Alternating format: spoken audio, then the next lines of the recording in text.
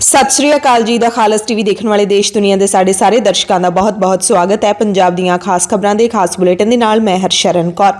अज 11 जून है, दिन शनिचरवार है। खबरों के इस खास बुलेटिन के तुहानूं सारियां वड्डियां ताज़ा ते अहम खबरां दसांगे। सब तो पहला इतिहासिक नगरी तख्त श्री दमदमा साहिब तलवंडी साबो तो खबर है, जिथे एक गुरु घर दे विच श्री गुरु ग्रंथ साहिब जी के 4 पावन स्वरूप भेट भरी हालत दे विच अगन भेंट हो गए। इस संबंधी SGPC ते पुलिस ने सांझी जांच शुरू कर दी है। हालांकि मुढ़ली पड़ताल दे विच यह मामला बिजली के शॉर्ट सर्किट कारण लगी अग दा लग रहा है। अग वीरवार की रात नूं लगी अते प्रबंधकां नूं इसका पता शुक्रवार नूं तड़के लग्या।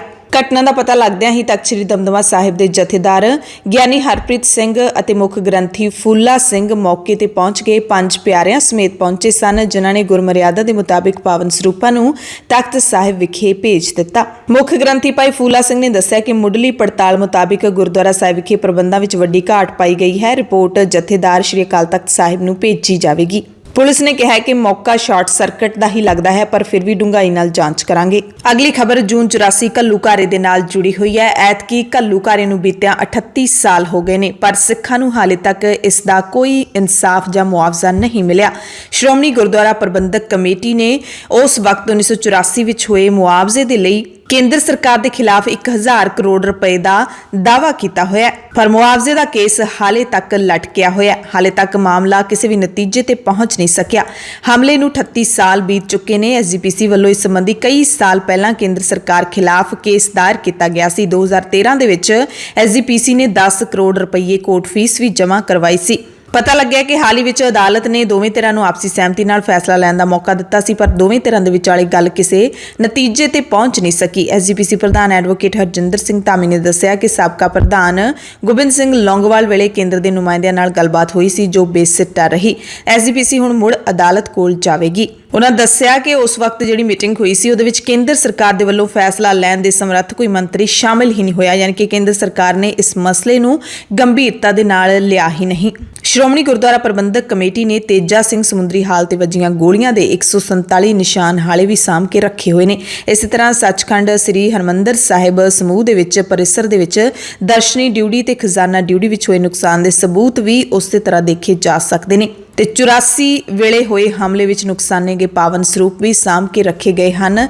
ते पिछले साल तो लैके हुण लगातार उस पावन स्वरूप के संगतां नूं दर्शन भी करवाए जांदे ने। घल्लूघारा समागमां दे मौके ते दुनिया दे विच बहुत सारे उस घल्लूघारे दे जिउंदे जागदे सबूत भी हैं, जिन्हां दे परिवार उस घल्लूघारे दे विच खत्म कर दिते गए ਜਾਂ फिर जेलों ਦੇ ਵਿੱਚ ਸੁੱਟ ਦਿੱਤੇ ਗਏ। ਸਿੱਖ ਭਾਈਚਾਰੇ ਮੁਤਾबिक ਜਾਨੀ ਨੁਕਸਾਨ ਦੇ ਨਾਲ ਜਿਹੜਾ ਸਿੱਖ ਰੈਫਰੈਂਸ ਲਾਇਬ੍ਰੇਰੀ ਸਿੱਖਾਂ ਦੇ ਵੱਡੇ ਖਜ਼ਾਨੇ ਦਾ ਨੁਕਸਾਨ ਹੋਇਆ ਸੀ, ਖਜ਼ਾਨਾ ਲੁੱਟਿਆ ਗਿਆ ਸੀ, ਉਸ ਦਾ ਨੁਕਸਾਨ ਹੈ ਜਿਹੜਾ ਉਹ ਕਦੇ ਵੀ ਪੂਰਿਆ ਨਹੀਂ ਜਾ ਸਕਦਾ, ਘਾਟਾ ਪੂਰਿਆ ਨਹੀਂ ਜਾ ਸਕਦਾ, ਚਾਹੇ 1000 ਕਰੋੜ ਦੀ ਬਜਾਏ 1 ਲੱਖ ਕਰੋੜ ਸਰਕਾਰ ਦੇ ਦੇਵੇ। ਪੰਜਾਬ ਦੇ ਮੁੱਖ ਮੰਤਰੀ ਭਗਵੰਤ ਸਿੰਘ ਮਾਨ ਨੇ ਕੱਲ ਪੰਜਾਬੀਆਂ ਦੇ ਲਈ ਵੱਡਾ ਐਲਾਨ ਕੀਤਾ ਹੈ, ਖਾਸ ਕਰਕੇ ਉਹਨਾਂ ਲੋਕਾਂ ਦੇ ਲਈ ਜਿਨ੍ਹਾਂ ਦਾ ਵਿਦੇਸ਼ਾਂ ਦੇ ਵਿੱਚ ਆਉਣ ਜਾਣ ਹੁੰਦਾ ਹੈ। ਪੰਜਾਬ ਦੇ ਵਿੱਚ ਬੱਸਾਂ ਸ਼ੁਰੂ ਹੋਣਗੀਆਂ, ਸਰਕਾਰੀ ਵੋਲਵੋ ਬੱਸਾਂ। ਇਹ ਬੱਸ ਸੇਵਾ 15 ਜੂਨ ਤੋਂ ਸ਼ੁਰੂ ਹੋਏਗੀ। ਪੰਜਾਬ ਦੇ ਵੱਖ-ਵੱਖ ਜ਼ਿਲ੍ਹਿਆਂ ਤੋਂ ਬੱਸਾਂ ਚੱਲ ਕੇ ਸਰਕਾਰੀ ਰੇਟਾਂ ਤੇ ਸਵਾਰੀਆਂ ਨੂੰ ਦਿੱਲੀ ਦੇ ਹਵਾਈ ਅੱਡੇ ਤੱਕ ਲੈ ਕੇ ਜਾਣਗੀਆਂ ਤੇ ਵੋਲਵੋ ਬੱਸਾਂ ਤਕਨੀਕੀ ਤੌਰ ਤੇ ਤਿਆਰ-ਬਰ ਤਿਆਰ ਨੇ। 15 ਜੂਨ ਨੂੰ ਦੁਪਹਿਰੇ 1:15 ਵਜੇ ਪਹਿਲੀ ਬੱਸ ਰਵਾਨਾ ਕੀਤੀ ਜਾਵੇਗੀ। ਮੁੱਖ ਮੰਤਰੀ ਭਗਵੰਤ ਸਿੰਘ ਮਾਨ ਹਰੀ ਝੰਡੀ ਦੇ ਕੇ ਬੱਸ ਨੂੰ ਰਵਾਨਾ ਕਰਨਗੇ ਤੇ ਦਿੱਲੀ ਦੇ ਮੁੱਖ ਮੰਤਰੀ ਅਰਵਿੰਦ ਕੇਜਰੀਵਾਲ ਵੀ ਇਸ ਮੌਕੇ ਪਹੁੰਚਣਗੇ। ਮੂਸੇਵਾਲਾ ਕਤਲकांड ਦੀ ਗੱਲ ਕਰ ਲਈਏ ਤਾਂ ਦਿੱਲੀ ਪੁਲਿਸ ਨੇ ਵੀ 6 ਸ਼ੂਟਰਾਂ ਦੀ ਪਛਾਣ ਕੀਤੀ ਹੈ। ਦਿੱਲੀ ਪੁਲਿਸ ਦੇ ਸੀਨੀਅਰ ਅਧਿਕਾਰੀ ਨੇ ਇਹ ਜਾਣਕਾਰੀ ਸ਼ੁੱਕਰਵਾਰ ਨੂੰ ਦਿੱਤੀ। Special police commissioner SH Dhaliwal ਨੇ ਦੱਸਿਆ ਕਿ ਗਾਇਕ ਦਾ ਕਤਲ ਯੋਜਨਾਬੱਧ ਤਰੀਕੇ ਦੇ ਨਾਲ ਕੀਤਾ ਗਿਆ ਸੀ। ਉਹਨਾਂ ਕਿਹਾ ਕਿ ਪੁਲਿਸ ਨੇ 8 ਸ਼ੱਕੀ ਵਿਅਕਤੀਆਂ ਦੀਆਂ ਤਸਵੀਰਾਂ ਹਾਲ ਹੀ ਵਿੱਚ ਜਾਰੀ ਕੀਤੀਆਂ ਸੀ ਤੇ ਹੁਣ 6 ਸ਼ੂਟਰਾਂ ਦੀ ਪਛਾਣ ਕਰ ਲਈ ਗਈ ਹੈ। ਤੇ ਦੇਖਿਆ ਜਾਵੇ ਤਾਂ ਪੁਲਿਸ ਲਗਾਤਾਰ ਉਹੀ ਕਹਾਣੀ ਵਾਰ-ਵਾਰ ਸੁਣਾ ਰਹੀ ਹੈ। ਹੁਣ ਤੱਕ ਸਭ ਨੂੰ ਪਤਾ ਲੱਗ ਚੁੱਕਿਆ ਹੈ ਕਿ ਯੋਜਨਾਬੱਧ ਤਰੀਕੇ ਦੇ ਨਾਲ ਇਹ ਕਤਲ ਹੋਇਆ ਸੀ। ਇੰਨਾ ਵੱਡਾ ਕਤਲ ਕੋਈ ਇਤਫਾਕ ਨਹੀਂ ਹੋ ਸਕਦਾ ਤੇ ਸ਼ੂਟਰਾਂ ਦੀ ਗੱਲ ਹੀ ਹੁਣ ਲਗਾਤਾਰ ਮੀਡੀਆ ਦੇ ਵਿੱਚ ਘੁੰਮ ਰਹੀ ਹੈ। ਕੁਝ ਨਵਾਂ ਖੁਲਾਸਾ ਪੁਲਿਸ ਦੇ ਵੱਲੋਂ ਨਹੀਂ ਕੀਤਾ ਜਾ ਰਿਹਾ। ਉਧਰ ਪੰਜਾਬ ਦੇ ਮੁੱਖ ਮੰਤਰੀ ਭਗਵੰਤ ਸਿੰਘ ਮਾਨ ਨੇ ਕੈਨੇਡੀਅਨ ਹਾਈ ਕਮਿਸ਼ਨਰ ਦੇ ਨਾਲ ਮੁਲਾਕਾਤ ਕੀਤੀ ਹੈ ਅਤੇ ਕੈਨੇਡਾ ਸਰਕਾਰ ਦੇ ਸਹਿਯੋਗ ਦੀ ਮੰਗ ਕੀਤੀ ਹੈ। ਗੈਂਗਸਟਰਾਂ ਨੂੰ ਫੜਨ ਦੇ ਲਈ ਦੋਵੇਂ ਸਰਕਾਰਾਂ ਮਿਲ ਕੇ ਕੰਮ ਕਰਨਗੀਆਂ ਤਾਂ ਗੈਂਗਸਟਰ ਖਤਮ ਕੀਤੇ ਜਾ ਸਕਦੇ ਨੇ। ਮੁੱਖ ਮੰਤਰੀ ਨੇ ਆਸ ਜਤਾਈ ਹੈ ਤੇ ਇਸ ਮਸਲੇ ਤੇ ਕੈਨੇਡਾ ਸਰਕਾਰ ਦੇ ਜਵਾਬ ਦੀ ਉਡੀਕ ਕੀਤੀ ਜਾ ਰਹੀ ਹੈ। ਉਧਰ ਇਹ ਵੀ ਪਤਾ ਲੱਗਿਆ ਕਿ ਕੱਲ ਜਿਹੜੇ ਇੱਕ ਹੋਰ ਮੁਲਜ਼ਮ ਨੂੰ ਹਿਰਾਸਤ ਦੇ ਵਿੱਚ ਲਿਆ ਗਿਆ, ਗ੍ਰਿਫਤਾਰ ਕੀਤਾ ਗਿਆ ਹੈ। ਬਠਿੰਡਾ ਦੇ ਰਹਿਣ ਵਾਲੇ ਹਰਕਮਲ ਸਿੰਘ ਨੂੰ ਜਿਸ ਦਾ ਛੋਟਾ ਨਾਮ ਰਾਣੂ ਵੀ ਹੈ। ਉਸਦੇ ਪਰਿਵਾਰ ਨੇ ਮੀਡੀਆ ਨੂੰ ਦੱਸਿਆ ਹੈ ਕਿ ਅਸੀਂ ਖੁਦ ਇਸ ਰਾਣੂ ਨੂੰ ਪੁਲਿਸ ਦੇ ਹਵਾਲੇ ਕੀਤਾ ਹੈ। ਸੂਤਰਾਂ ਮੁਤਾਬਿਕ ਰਾਣੂ ਦੇ ਦਾਦੇ ਗੁਰਚਰਨ ਸਿੰਘ ਨੇ ਦੱਸਿਆ ਕਿ ਉਹਨਾਂ ਨੇ ਪੁਲਿਸ ਨੂੰ ਖੁਦ ਘਰੇ ਬੁਲਾ ਕੇ ਹਰਕਮਲ ਨੂੰ ਉਹਨਾਂ ਦੇ ਹਵਾਲੇ ਕਰ ਦਿੱਤਾ ਹੈ, ਕਿਉਂਕਿ ਉਸ ਦਾ ਨਾਮ ਵੀ ਸ਼ਾਰਪ ਸ਼ੂਟਰਾਂ ਦੀ ਲਿਸਟ ਦੇ ਵਿੱਚ ਆਇਆ ਸੀ। ਹਾਲਾਂਕਿ ਮਾਨਸਾ ਦੇ ਐਸਐਸਪੀ ਗੌਰਵ ਤੁਰਾ ਨੇ ਇਸ ਦੀ ਕੋਈ ਪੁਸ਼ਟੀ ਨਹੀਂ ਕੀਤੀ ਹੈ। ਤੇ ਪਹਿਲਾਂ ਗ੍ਰਿਫਤਾਰ ਕੀਤੇ ਗਏ ਕੇਕੜੇ ਦਾ ਅੱਜ ਰਿਮਾਂਡ ਖਤਮ ਹੋ ਰਿਹਾ ਹੈ।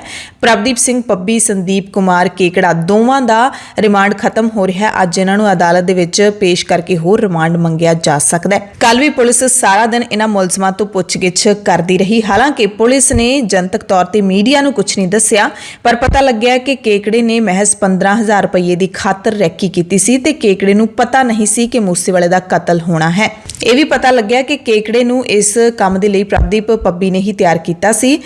ਉਸਨੇ ਪੁਲਿਸ ਨੂੰ ਦੱਸਿਆ ਕਿ ਕਤਲ ਵਾਲੇ ਦਿਨ ਉਸਦੀ ਕੈਨੇਡਾ ਬੈਠੇ ਗੋਲਡੀ ਬਰਾੜ ਦੇ ਨਾਲ 13 ਵਾਰੀ ਗੱਲ ਹੋਈ ਸੀ, ਪਰ ਉਸਨੂੰ ਇਹ ਨਹੀਂ ਸੀ ਪਤਾ ਕਿ ਗੋਲਡੀ ਬਰਾੜ ਇੱਕ ਵੱਡਾ ਗੈਂਗਸਟਰ ਹੈ।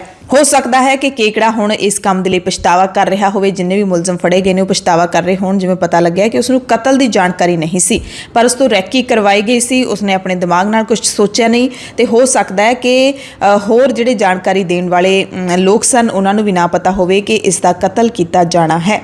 ਤੇ ਕੱਲ ਜਿਹੜਾ ਰਾਣੂ ਹਿਰਾਸਤ ਦੇ ਵਿੱਚ ਲਿਆ ਗਿਆ ਉਸ ਬਾਰੇ ਵੀ ਪਤਾ ਲੱਗਿਆ ਕਿ ਉਹ ਵੀ ਨਸ਼ੇ ਕਰਨ ਦਾ ਆਦੀ ਹੈ। ਤੇ ਇੱਥੇ ਬਹੁਤ ਅਹਿਮ ਗੱਲ ਇਹ ਦੇਖਣ ਵਾਲੀ ਹੈ ਕਿ ਜਿੰਨੇ ਵੀ ਹੁਣ ਤੱਕ ਫੜੇ ਗਏ ਨੇ, ਕੋਈ ਚਿੱਟੇ ਦਾ ਨਸ਼ਾ ਕਰਦਾ ਹੈ, ਕੋਈ ਨਸ਼ਾ ਕਰਦਾ ਹੈ, ਕਿਸੇ ਨੂੰ ਘਰੋਂ ਕੱਢਿਆ ਹੋਇਆ, ਸਾਰੇ ਇਸ ਤਰ੍ਹਾਂ ਦੇ ਨੌਜਵਾਨ ਨੇ। ਤੇ ਰਾਣੂ ਦੇ ਵੀ ਦਾਦੇ ਨੇ ਦੱਸਿਆ ਕਿ ਉਹ ਨਸ਼ਾ ਕਰਨ ਦਾ ਆਦੀ ਹੈ। ਉਹਨਾਂ ਕਿਹਾ ਕਿ ਉਸ ਨੂੰ ਪੁਲਿਸ ਕੋਲ ਪੇਸ਼ ਕਰਨ ਤੋਂ ਪਹਿਲਾਂ ਉਹਨਾਂ ਖੁਦ ਉਸ ਨਾਲ ਸਵਾਲ ਜਵਾਬ ਕੀਤੇ ਸੀ। ਰਾਣੂ ਨੇ ਸਾਫ਼ ਕਿਹਾ ਸੀ ਕਿ ਬੇਸ਼ੱਕ ਉਸ ਦਾ ਨਾਮ ਸ਼ਾਰਪ ਸ਼ੂਟਰਾਂ ਦੀ ਸੂਚੀ ਵਿੱਚ ਸ਼ਾਮਿਲ ਹੈ, ਪਰ ਇਸ ਕਤਲ ਦੇ ਨਾਲ ਉਸ ਦਾ ਕੋਈ ਲੈਣਾ ਦੇਣਾ ਨਹੀਂ ਹੈ। ਘਰਦਿਆਂ ਨੇ ਕਿਹਾ ਕਿ ਆਪਣੇ ਬੱਚੇ ਤੇ ਭਰੋਸਾ ਹੋਣ ਤੋਂ ਬਾਅਦ ਹੀ ਉਸ ਨੂੰ ਘਰ ਆਈ ਪੁਲਿਸ ਦੇ ਹਵਾਲੇ ਕੀਤਾ ਗਿਆ।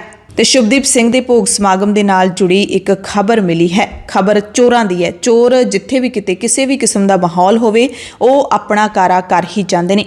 ਮੂਸੇਵਾਲੇ ਦੀ ਅੰਤਿਮ ਅਰਦਾਸ ਵਿੱਚ ਸ਼ਾਮਲ ਹੋਣ ਦੇ ਲਈ ਮਾਨਸਾ ਪਹੁੰਚੇ ਲੱਖਾਂ ਪ੍ਰਸ਼ੰਸਕਾਂ ਦੇ ਵਿੱਚੋਂ 2 ਜਣਿਆਂ ਦੀਆਂ ਕਾਰਾਂ ਚੋਰੀ ਹੋ ਗਈਆਂ। ਕਾਰਾਂ ਸਣੇ 1 ਦਰਜਨ ਤੋਂ ਵੱਧ ਵਾਹਨ ਚੋਰੀ ਹੋਏ ਨੇ। ਥਾਣਾ ਸਿਟੀ 2 ਮਾਨਸਾ ਦੇ ਕੋਲੇ ਹੁਣ ਤੱਕ 9 ਮੋਟਰਸਾਈਕਲ ਚੋਰੀ ਹੋਣ ਦੇ ਮਾਮਲੇ ਦਰਜ ਹੋਏ ਨੇ। ਗੈਂਗਸਟਰਾਂ ਦੇ ਨਾਲ ਜੁੜੀ ਖਬਰ ਸ੍ਰੀ ਮੁਕਤਸਰ ਸਾਹਿਬ ਤੋਂ ਆ ਰਹੀ ਹੈ, ਜਿੱਥੇ ਲਾਰੈਂਸ ਬਿਸ਼ਨੋਈ ਤੇ ਗੋਲਡੀ ਬਰਾੜ ਗਰੁੱਪ ਦੇ ਨਾਲ ਸੰਬੰਧਿਤ ਇੱਕ ਗੈਂਗਸਟਰ ਹਥਿਆਰਾਂ ਸਮੇਤ ਕਾਬੂ ਕੀਤਾ ਗਿਆ ਹੈ। ਇਸ ਦੀ ਜਾਣਕਾਰੀ ਮੁਕਤਸਰ ਸਾਹਿਬ ਦੇ ਜ਼ਿਲ੍ਹਾ ਪੁਲਿਸ ਹੈੱਡਕੁਆਰਟਰ ਤੇ ਪ੍ਰੈਸ ਕਾਨਫਰੰਸ ਕਰਦਿਆਂ ਫਰੀਦਕੋਟ ਰੇਂਜ ਦੇ ਆਈਜੀ ਪ੍ਰਦੀਪ ਕੁਮਾਰ ਯਾਦਵ ਨੇ ਦਿੱਤੀ।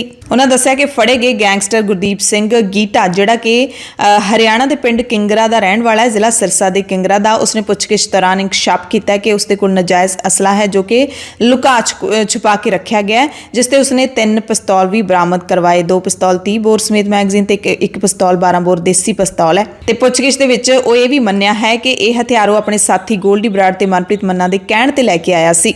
ਇਹਨਾਂ ਦੇ ਕਹਿਣ ਤੇ 7 ਹੋਰ ਹਥਿਆਰ ਵੱਖ-ਵੱਖ ਗੈਂਗਸਟਰਾਂ ਨੂੰ ਦਿੱਤੇ ਜੋ ਬਰਾਮਦ ਕਰਵਾਏ ਜਾਣਗੇ। ਕੱਲ ਭ੍ਰਿਸ਼ਟਾਚਾਰ ਦੇ ਦੋਸ਼ ਵਿੱਚ ਗ੍ਰਿਫਤਾਰ ਕੀਤੇ ਗਏ ਕਾਂਗਰਸ ਦੇ ਸਾਬਕਾ ਮੰਤਰੀ ਸਾਧੂ ਸਿੰਘ ਧਰਮਸੋਤ ਨੂੰ ਮੁੜ ਅਦਾਲਤ ਵਿੱਚ ਪੇਸ਼ ਕੀਤਾ ਗਿਆ। 3 ਦਿਨਾਂ ਦਾ ਹੋਰ ਪੁਲਿਸ ਰਿਮਾਂਡ ਲੈ ਲਿਆ ਗਿਆ। ਇਸੇ ਤਰ੍ਹਾਂ ਵਿਜੇ ਸਿੰਗਲਾ ਨੂੰ ਵੀ ਹੋਰ ਰਿਮਾਂਡ ਤੇ ਜੇਲ੍ਹ ਵਿੱਚ ਭੇਜ ਦਿੱਤਾ ਗਿਆ ਹੈ। ਸਿੰਗਲਾ ਨੂੰ ਨਿਆਇਕ ਹਿਰਾਸਤ ਦੇ ਵਿੱਚ ਭੇਜਿਆ ਗਿਆ ਹੈ। ਕੱਲ ਵਿਜੀਲੈਂਸ ਨੇ ਜੇਲ੍ਹ ਵਿੱਚ ਬੰਦ ਮੋਹਾਲੀ ਦੇ ਜ਼ਿਲ੍ਹਾ ਜੰਗਲਾਤ ਅਫਸਰ ਗੁਰਅਮਨਪ੍ਰੀਤ ਸਿੰਘ ਬੈਂਸ ਤੇ ਠੇਕੇਦਾਰ ਹਰਮੋਹਿੰਦਰ ਸਿੰਘ ਨੂੰ ਵੀ ਪ੍ਰੋਡਕਸ਼ਨ ਵਾਰੰਟ ਤੇ ਲਿਆ ਕੇ ਦੋਵਾਂ ਦਾ 3 ਦਿਨਾਂ ਦਾ ਪੁਲਿਸ ਰਿਮਾਂਡ ਹਾਸਲ ਕੀਤਾ ਹੈ ਤੇ ਇਹਨਾਂ ਨੂੰ ਪਰਸੋਂ ਨੂੰ ਫਿਰ ਅਦਾਲਤ ਵਿੱਚ ਪੇਸ਼ ਕੀਤਾ ਜਾਊਗਾ। ਧਰਮਸੋਤ ਨੂੰ ਉਹਨਾਂ ਦੇ OSD ਤੇ ਇੱਕ ਪੱਤਰਕਾਰ ਰਾਹੀਂ ਗ੍ਰਿਫਤਾਰ ਕੀਤਾ ਗਿਆ ਹੈ। ਪੁੱਛਗਿੱਛ ਦੇ ਵਿੱਚ ਪਤਾ ਲੱਗਿਆ ਹੈ ਕਿ ਧਰਮਸੋਤ ਨੇ ਪੱਤਰਕਾਰ ਰਾਹੀਂ ਖੈਰ ਦੇ ਰੁੱਖਾਂ ਦੀ ਕਟਾਈ ਲਈ ਪਰਮਿਟ ਜਾਰੀ ਕਰਨ ਬਦਲੇ 1 ਕਰੋੜ ਰੁਪਏ ਲਏ ਸੀ।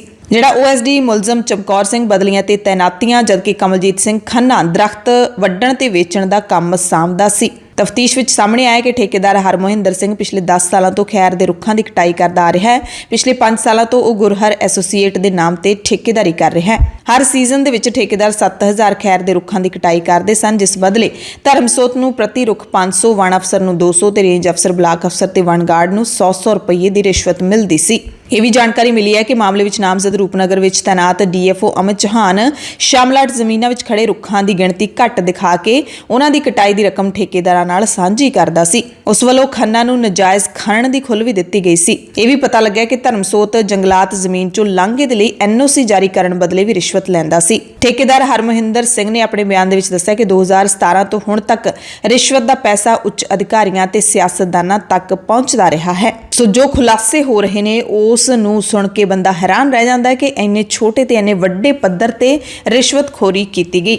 ਤੇ ਜਦੋਂ ਸਾਧੂ ਸਿੰਘ ਧਰਮਸੋਤ ਮੰਤਰੀ ਹੁੰਦੇ ਸਨ ਕਾਂਗਰਸ ਦੇ ਰਾਜ ਦੇ ਵਿੱਚ, ਉਦੋਂ ਵੀ ਇਹਨਾਂ ਦੇ ਭ੍ਰਿਸ਼ਟ ਹੋਣ ਦੀਆਂ ਗੱਲਾਂ ਨੇ ਜਿਹੜੀਆਂ ਉਹ ਸਾਹਮਣੇ ਆਉਂਦੀਆਂ ਰਹਿੰਦੀਆਂ ਸਨ। ਤੇ ਸਾਧੂ ਸਿੰਘ ਧਰਮਸੋਤ ਦੀ ਗ੍ਰਿਫਤਾਰੀ ਤੋਂ ਬਾਅਦ ਹੁਣ ਪੰਜਾਬ ਦੇ ਜੰਗਲਾਤ ਅਫਸਰਾਂ ਦੀ ਧੜਕਣ ਵੀ ਵੱਧ ਗਈ ਹੈ, ਕਿਉਂਕਿ ਇਹ ਵੀ ਪਤਾ ਲੱਗਿਆ ਕਿ ਜੰਗਲਾਤ ਅਫਸਰਾਂ ਨੂੰ ਤੈਨਾਤ ਕਰਨ ਦੇ ਲਈ ਵੀ ਧਰਮਸੋਤ ਰਿਸ਼ਵਤ ਲੈਂਦੇ ਸਨ। ਬਦਲੀਆਂ ਕਰਨ ਬਦਲੇ ਵੀ ਵੱਡੀ ਰਿਸ਼ਵਤ ਲਈ ਜਾਂਦੀ ਸੀ।